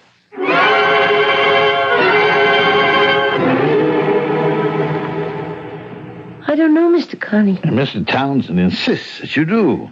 Please, believe me. Now, allow me to be frank. I'm Mr. Townsend's attorney. And therefore you're on his side. No, it's not a matter of sides. Mr. Townsend, after all, does have the right to be arbitrary about the person selected for the job. I don't deny that. But Mr. Townsend has just accused me of telling a lie. It's just a misunderstanding. I have a reputation. No. This is a private matter. No one will know about it. But you'll know about it. And you believe Mr. Townsend. After all, he's your client. And who am I? Just a stranger who applied for a job. Since I didn't get it, I'll pass out of your life and be forgotten in a very short time. Well, you put it starkly, but it is essentially true. So why don't we dismiss the whole thing? Because it isn't fair to me. I am not a liar. Will you help me? What could I possibly do? I want justice, Mr. Carney. You're a lawyer. Shouldn't your primary concern be justice? Theoretically, but there isn't anything I can do that will get you the job. I am no longer concerned with the job. I want justice.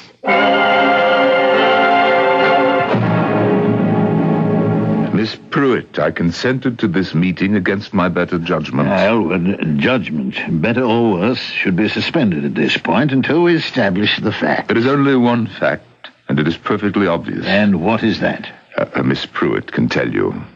If there is something I should know, I am unaware of it.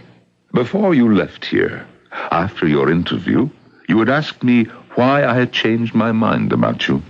Yes, sir. And I told you that you knew why. But I don't. This seems to be the whole point of contention, Elwood. Did I do something? Well, did she? Well, yes, obviously. But I'm not aware of having done anything. It doesn't alter the fact. Even if it were an unconscious act, it would still disqualify her for the position. Mr. Townsend, I wish you would tell me. I would rather not. I was willing to let the entire episode be forgotten, and you would have been well advised to do the same. Elwood, what are you trying to say? As you know, Paul, I always try to avoid an unpleasantness. I was willing to let it go, take my loss quietly, and forget the entire affair. Your loss? You saying that Miss Pruitt took something? Yes. Miss Pruitt stole something. It's a lie. It is true. Miss Pruitt is a thief.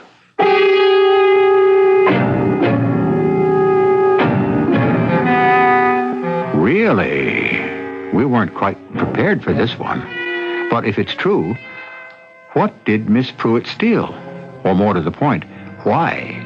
Or, if you want to explore the other end of the tunnel, if she's telling the truth, then Mr. Townsend must be lying. And again, we must ask, why? You can see, we're asking enough questions to keep us hopping all the way through Act 2, which shall arrive here shortly.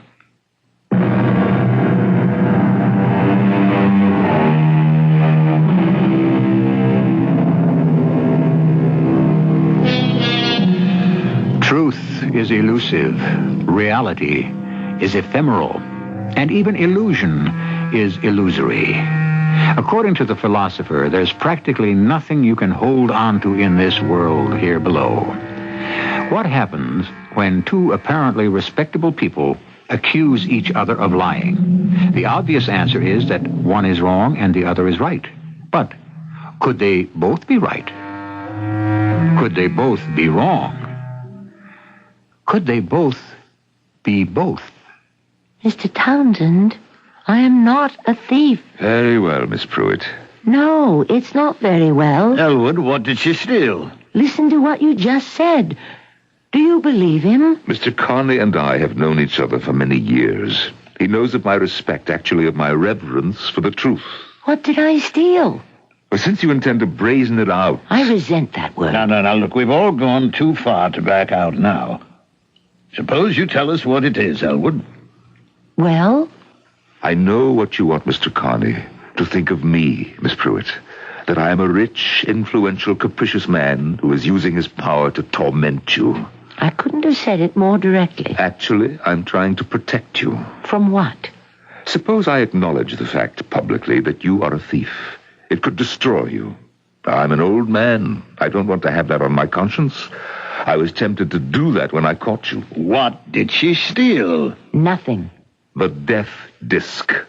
It's a lie. The what? That gold symbol of ancient Sanskrit justice. She stole it. Now, it's out in the open. What do we do about it? Now, Miss Pruitt, what do you say to this charge? It isn't true. You're an attorney, Paul, an officer of the court. We have here the fact of a theft. Do we paper it over, hide it under the rug? I was willing to do that, but Miss Pruitt refuses to allow it. Mr. Townsend, I did not take your precious disc. Believe me, what would I do with it? At today's gold prices, it's worth well over $1,000. As an historical object, its value is infinitely more. But what makes you think I stole it? Because it isn't here. It isn't on the tray. You were with me all the time. When would I have had an opportunity to steal it? Let me refresh your memory. We were sitting out on the terrace. I showed you the disc. You held it, examined it. And I gave it back to you. Yes. And I returned it to the tray. You admit that? But then, Miss Pruitt, the telephone rang. It was Mr. Carney's call. I went inside to answer. And then you called me in to help you with the tea things. Yes, but for at least a minute, you were alone. During that interval, you decided to steal the disc. No.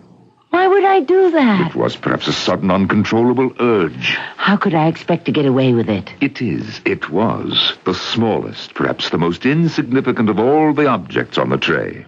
And there is such a mass, so large a clutter of things you thought I might not notice. But I didn't take it. It isn't here. We both agree it was there when I went inside to take the telephone call. You were left alone with it, and now it is gone. The fact speaks for itself. Well, Miss Pruitt...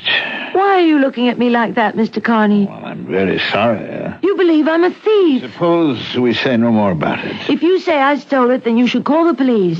Such an accusation might be difficult. Perhaps impossible to prove legally. Then it shouldn't be made at all. Then, of course, we do have this possibility. You could sue Mr. Townsend for false arrest, defamation of character. What are you saying, Mr. Carney? As a lawyer, I am merely stating legal possibilities. But do you believe what you're saying? Come, we are prolonging an unpleasant situation. Now, if you will all excuse me, the matter is closed.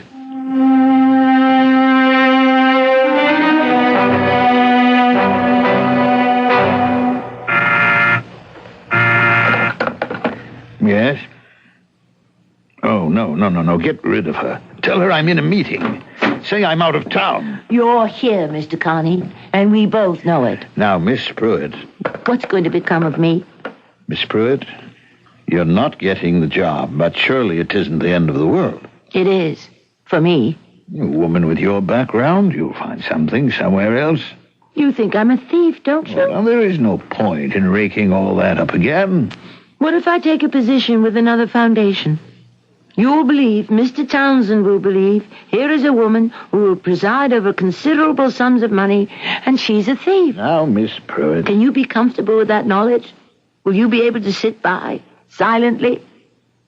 Might not your conscience compel you to make a discreet call? Miss Pruitt, as an attorney, I can tell you that there are two types of dishonesty. One is private, and the other is public. Now, you have an unfortunate affliction, but it need not manifest itself in your public behavior. I see the case is closed. I have been judged and found guilty. I'm afraid we're not getting anywhere. Has it occurred to you that this is all his word against mine? Why would he lie? Ah, the spotless Elwood Townsend. And after all, who am I? But you haven't answered my question. Why would he lie? Perhaps he had a sudden change of mind about me. Why? Perhaps he might have noticed something about me that reminded him of a woman he hated. Now, Elwood Townsend is not the kind of person who would hate anyone, especially a woman. Every man can look back on his life and remember one woman he hated. And this could be his way of lashing out against her, of crushing her. In any event, as Mr. Townsend has already said, the matter is ended. Not for me. I don't see what's to be done. You can understand people who fight to protect their wealth. Why can't you understand me? My only wealth is my reputation, and I shall fight for it.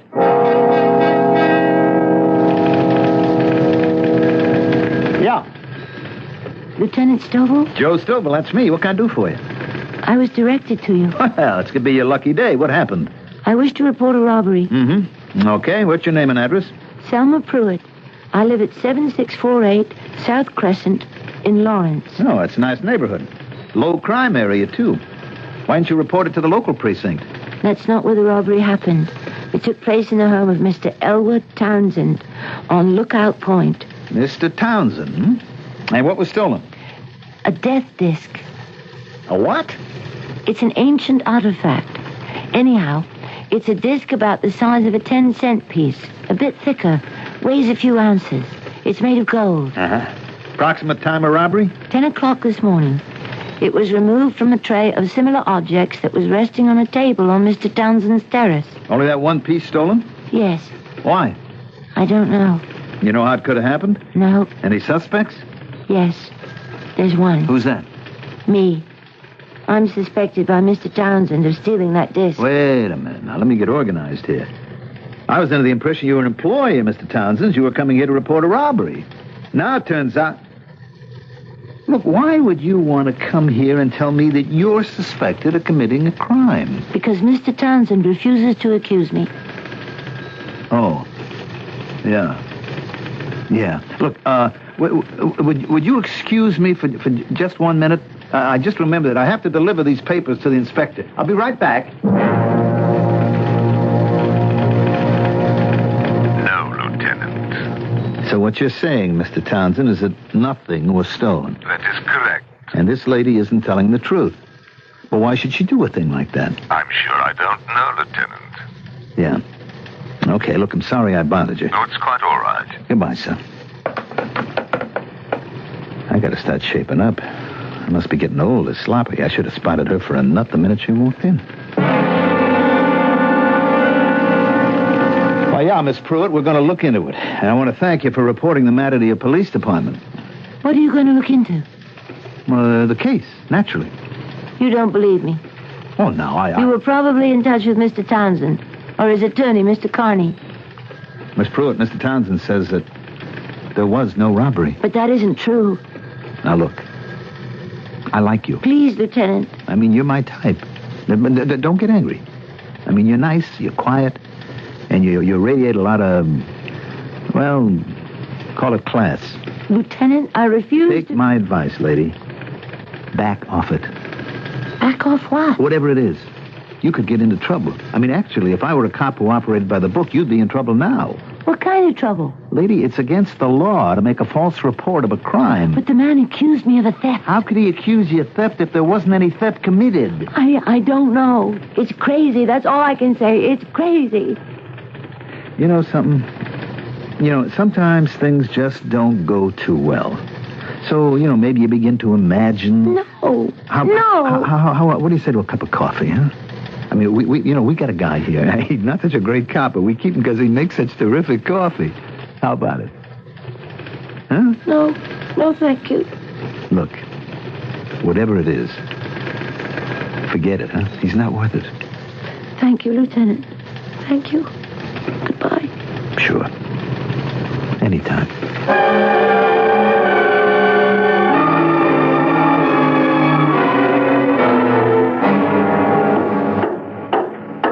Lieutenant! Hey! I found your address in the phone book. I rang the bell. No one answered. I heard noise in the back. Well, I'm building a doghouse. I have no right to intrude. That's all right. What can I do for you? I really should go to a private detective. I did try one, but the prices those people want... Well, they have to live, too. I must find out what could have happened to that disc, how it might have been stolen, by whom. Oh, we're back to that, huh? Lieutenant, I know I don't have the right to ask, but you look like a very decent sort of person. Well, flattery will get you everywhere. But where do you want me to go? I want you to investigate. Investigate what? Never mind. You'll answer the crime, and I'll ask what crime, and we'll go round and round. I have no other hope. I don't know what to do. I don't know what to do either. Couldn't you just go to the place and look around? What do I say to the inspector? How do I justify this expenditure of the taxpayers' money? What crime am I working on? Who authorized it? I mean, it's a giant machine, Miss Pruitt, and all us little cogs always have to be revolving in place. I'm sorry I bothered you. I just thought... On the other hand, what's to stop me from taking a ride out there on my own time? Maybe I'm just going down to the beach on a picnic, huh? Oh, Lieutenant. Lieutenant. Do you mean you'll help me? What can I do? I'm a sucker for a pretty face. I don't have a pretty face. Oh, that's because you don't think so. Hey, maybe that's your problem.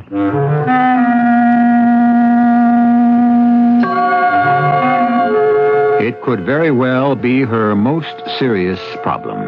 After all, in a world which unfortunately judges books by covers and birds by feathers, one's image of oneself can pronounce the most scathing judgment of all. But meanwhile, we're still stuck with our original problem. Who, if anyone, did steal that disc? It won't be long now till Act 3.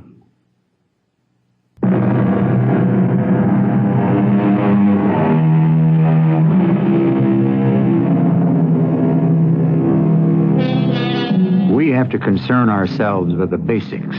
When an object is suddenly missing from its place, it has either been mislaid or stolen. No? What other alternatives do we have? It couldn't have simply vanished into thin air, could it? Let us not dismiss any possibility, remote as it may seem. We do live in an age where the word impossible is slowly disappearing from the dictionary. And this kind of hint is all you're going to get. Hey, we each got a sandwich left. I don't think I could eat another bite. This really has been a beautiful picnic. Sure. I had to justify it, didn't I? You're fond of that word, justify, aren't you, Lieutenant? Well, I always have to have a reason for everything, even if I'm not aware of it. You don't go out on a lot of picnics, do you, Miss Pruitt? How could you tell? No, you don't look comfortable. But I'm really enjoying this, honestly. Would I be stepping out of line if I said that you don't go out much, period? I had a reason for asking that. Yes? I mean, I want to get a line on the kind of person you are. I see. To answer your question, I haven't gone out much, no. Why? Is all this also in the line of duty, Lieutenant? Well, it's in the off-duty line of duty situation that we find ourselves in. Some girls get asked out a great deal. Some girls don't. The ones who don't look for other ways to fill their time. And they find them. I decided I'd become rich. Since I had no money to begin with, I studied finance in college. I got my MBA degree. I went into jobs where I had to handle money. But none would ever be mine. However, by that time, being rich didn't seem to matter much anymore. Meanwhile, you were too busy to go out. After a while, you just get out of the habit. MBA, that means Master of Business Administration. Mm-hmm. You know, I never went out with a girl that had one of those before. I don't think I ever went out with a girl that had any kind of degree. I can't tell you how grateful I am for... For what? Oh, for you being interested. For trying to help me. I haven't done anything yet. That's the house way up there, isn't it? Yes. What are you going to do? I'll talk to him. Maybe that's the best thing. We'll just go up there, face him, and have it out. No. You better stay here. I don't think he'd appreciate seeing you just now. Let me see what I can do.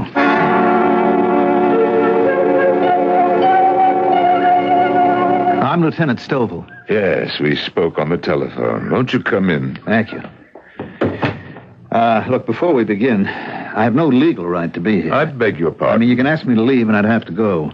Why did you come? Well, I want to get to the bottom of this situation that you're having with Miss Pruitt. There is no situation.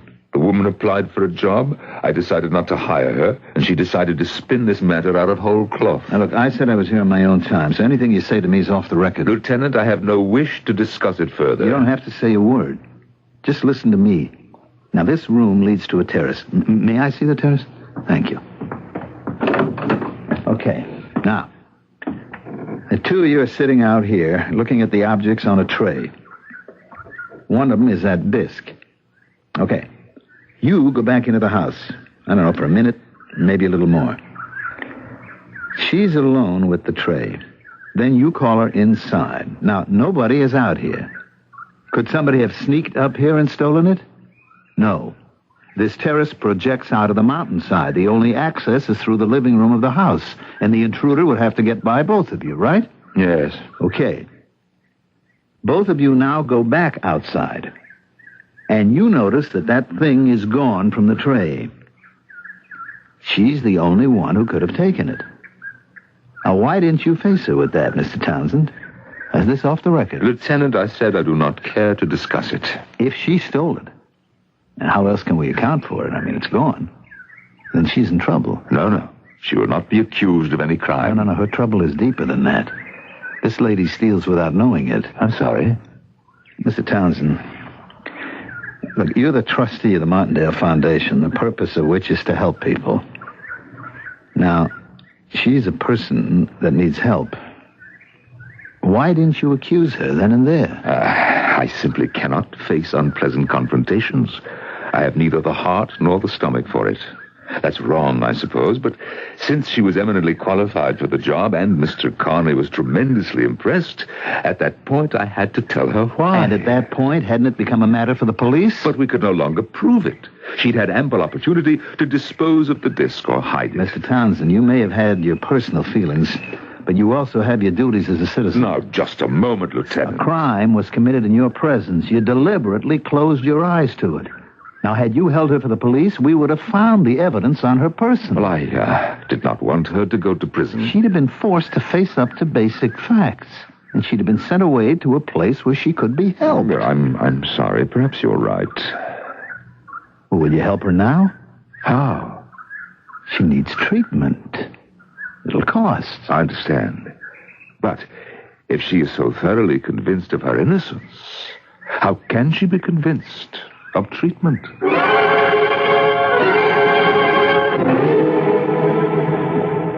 Well, what happened? What did he say? Hey, it looks like rain. We better be heading home. I've already packed everything and put it in the car. Great. Let's be on our way. How did it go? Miss Pruitt, one thing we know for sure. That disc is missing. How do we know that for sure? Well, when both of you returned to the terrace, the disc was gone from that tray, wasn't it? I don't know that it was. Well, couldn't you see? I wasn't thinking about the disc. I wasn't looking at the tray. I didn't notice whether it was there or not. Well, for the sake of argument, assume that disc was missing. Why should I make such an assumption? Well, just go along with it as a favor to me. Now, how could it have disappeared? I don't know. You agree no one could have gotten onto that terrace from the outside? Why are you asking me all these questions? What could have happened to that disc? Nothing. It never disappeared. For reasons of his own, which I've already told you about, he's decided to lie about it. That's the only possible explanation. He'd have to be a very evil person to do a thing like that. Then that's what he is. But everybody knows that Mr. Townsend is one of the nicest, kindest... Then everybody's being fooled. Would you do something for me? I think so. Just lean back in your seat, huh? Relax. Yes. Now, try to clear your mind of whatever you're thinking about, huh? Concentrate. On what? On what you did with the disc. What? Where did you get rid of it? Stop this car at once. Now, Miss Pruitt... I want to get out. You believe I'm guilty. But it doesn't have to affect our friendship. Please, let me out. Look, I think you're terrific. In many ways. You also think I'm a thief. What happened to me? All I did was apply for a job. And for some reason, this terrible old man, wants to destroy me. And everybody believes him. I don't know why he's doing it. I only know that I did not take that disc. You took it without knowing. That's impossible. Now, look, I've run into people like you. You steal for a reason. What reason would I have for stealing? To get even. With whom? I don't know. Maybe the whole world. Why? Because you feel you've been cheated. Out of what? You mean you don't feel you've been cheated? Now, be honest with yourself. It's been a kind of quiet life for you, hasn't it? I've been successful at my career. And you've also been lonesome. Lonesome? Oh, Miss Pruitt, come on. Look, I'm as old as you are. I never got married. I never had kids, so I know what it is to really be lonesome. Then you should steal, too. No, I do something else. I lie. About what? Everything. I make out to be the life of the party, happy-go-lucky Big Joe Stovall. And most of the time I'm so miserable I can hardly stand myself. Then why don't you go to a psychiatrist? I do. How do you think I know about all this stuff, huh? And listen, not a word about this now. If they knew at the department I was seeing a shrink. But I didn't steal that disc. I know I didn't. It had to be that way. Now, don't fight it. I'm not a thief. Of course not. But something comes over you, and you can't help yourself. I mean, you're so ashamed of what you did that you just get rid of the thing. Joe? Is it all right if I call you Joe? Sure. Is it true? I mean, I can't fight the whole world. Never try. What can I say? Can I believe there's a conspiracy against me? Of course not. Now, look, you'll go to see a good psychiatrist. Mr. Townsend has arranged everything. Mr. Townsend? I told you, he's really a very fine person. Did I really steal it? Once you face up to it and quit fighting it. It's so hard to believe. I know. I'm so ashamed. So ashamed. Listen, you're on your way. And everything's going to be all right. I'm a thief. All these years I've been a thief. And I never knew it.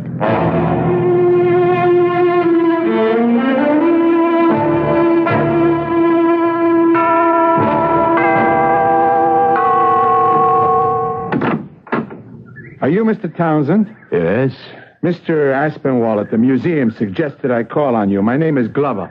Russ Glover. Please come in, Mr. Glover. Now, won't you sit down? I can only stay a minute. Could you tell me what this is? This golden disc. Where did you get it? My wife and I had been fishing up here. You've got some great trout streams in these mountains. You ever try the disc? Where did you... Some of them, though, are kind of narrow. Anyhow, I'm making a cast when my line gets snagged in a tree branch. So I climb up. Now, there's a bird's nest on this branch. My wife says it's a magpie. She knows about this stuff. Yes, Mr. Glover. And I see something very shiny. I take a look, and it's this disc. My wife says those birds are thieves. They see something bright that attracts their attention, and they pick it up and take it home. Yes, I see. So it's got this kind of funny inscription on it, and I take it to the museum. And this Mr. Aspinwall says, you got one just like it. Yes, I had one just like it. It is an ancient Sanskrit death disc. Oh, what? When a man was condemned to death, he was handed one of these. Yeah, sure. So, my wife says it must belong to this Mr. Townsend, and that bird was flying along one day and was attracted to the thing and just swooped down and swiped it up. And she said, you go up there and return it. You've come here to give it back to me? Sure. It's the right thing to do, ain't it? Oh, yes, the right thing. Yes, it is the right thing. I bet you must have kept wondering, where did it go? How could it just disappear? Did you ever even dream it could have been something like this? No, Mr. Glover, not in my wildest dreams.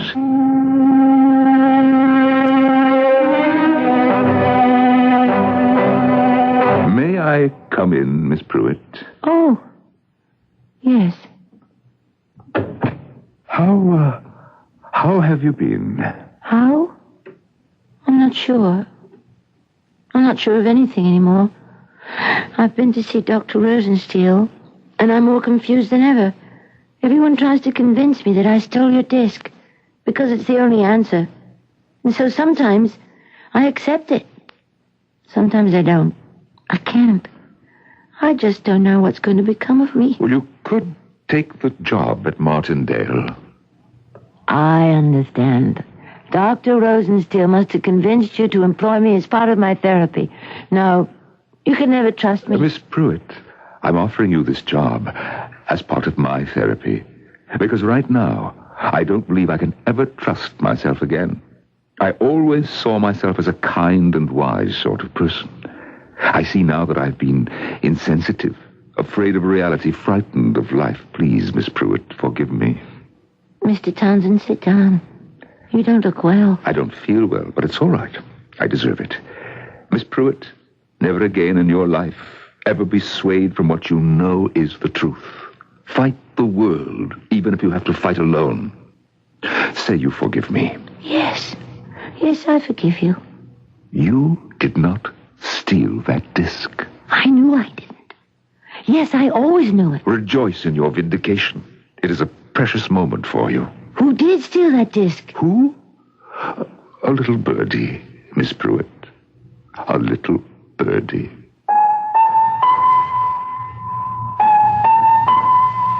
A little birdie, an unexpected visitor from the sky. But that's how so much of life goes. Don't you agree? Fate, change, the unexpected. We think that we plan, that we provide for, that we prepare, and in many cases we do, and in just as many cases we do not. We may not be quite like leaves at the mercy of the wind, but we're not too far from it. I'll be back shortly.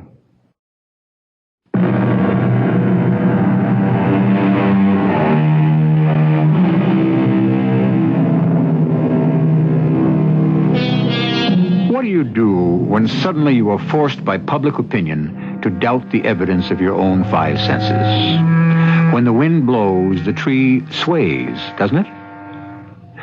What is the moral of our little tale? Simply this. In human endeavors, the truth usually belongs to whoever can present the most convincing argument. Our cast included Tammy Grimes, Norman Rose, and Mandel Kramer. The entire production was under the direction of Hyman Brown. This is E.G. Marshall inviting you to return to our Mystery Theater for another adventure in the macabre. Until next time, pleasant dreams.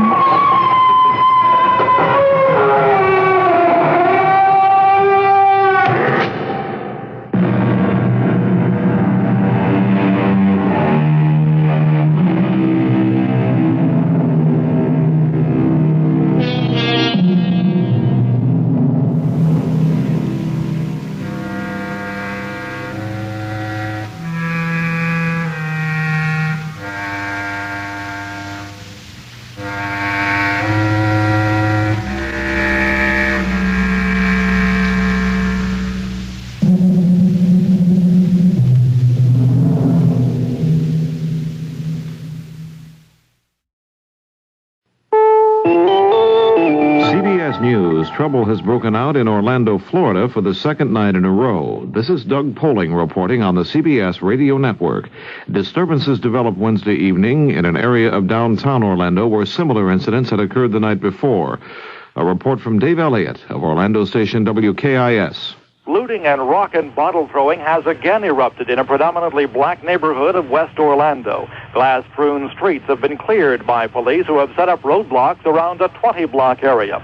Orlando Riot Squad units and members of the Orange County Sheriff's Department SWAT team both have moved into the troubled area where there have been several fires reported by authorities. At least one neighborhood market was destroyed, and there have been police reports of a couple of more businesses burned and several broken into. Sporadic looting has been reported by what police say were gangs of black youths roaming the area, tossing missiles, and breaking into the stores. Dave Elliott for CBS News in Orlando. Tuesday night, the Orlando disturbances broke out after police made an arrest at a neighborhood bar. More news in a moment. The White House said late Wednesday that President Carter did discuss some low-classification State Department cables with his brother Billy, but does not recall showing Billy the texts of those cables. According to Justice Department records, the president gave Billy copies of the cables which dealt with Billy's visit to Libya in 1978. A Justice Department lawyer said that Billy Carter, through an assistant, inquired about the C-130 transport planes Libya purchased from the United States, the delivery of which has been tied up by an arms embargo. Billy Carter claims he made no inquiry about the aircraft. Well, I never talked to anybody in the government about the C-130s. The only thing I know about the C-130s, I did find the status of the C-130s in a roundabout way, but the only thing, Jack Anderson wrote so many articles about me and the C-130s, I wanted to find out what in the hell they were. A White House official said the State Department cables Billy is supposed to have seen were classified no higher than confidential or limited use only, indicating they were not sensitive enough to be classified secret or top secret. The American aircraft carrier Midway has arrived at Subic Bay in the Philippines 2 days after colliding with a Panamanian freighter in the South China Sea. 2 American sailors were killed in the accident, 3 others were hurt, and 8 airplanes were damaged. The carrier has 3 gaping holes in its hull plating. A spokesman said it will take a couple of days to fully assess the damage. Egypt's President Sadat says Wednesday's action by the Israeli parliament violates the spirit of the Camp David Accords. Sadat was referring to the Israeli parliament vote to annex East Jerusalem and make the entire city the official Israeli capital. East Jerusalem, the Arab sector of the city, was captured by the Israelis in the 1967 Middle East War. President Carter on Wednesday praised the courage and dedication of U.S. Olympic athletes, but told them a boycott of the Summer Games in Moscow was necessary to stop Soviet aggression.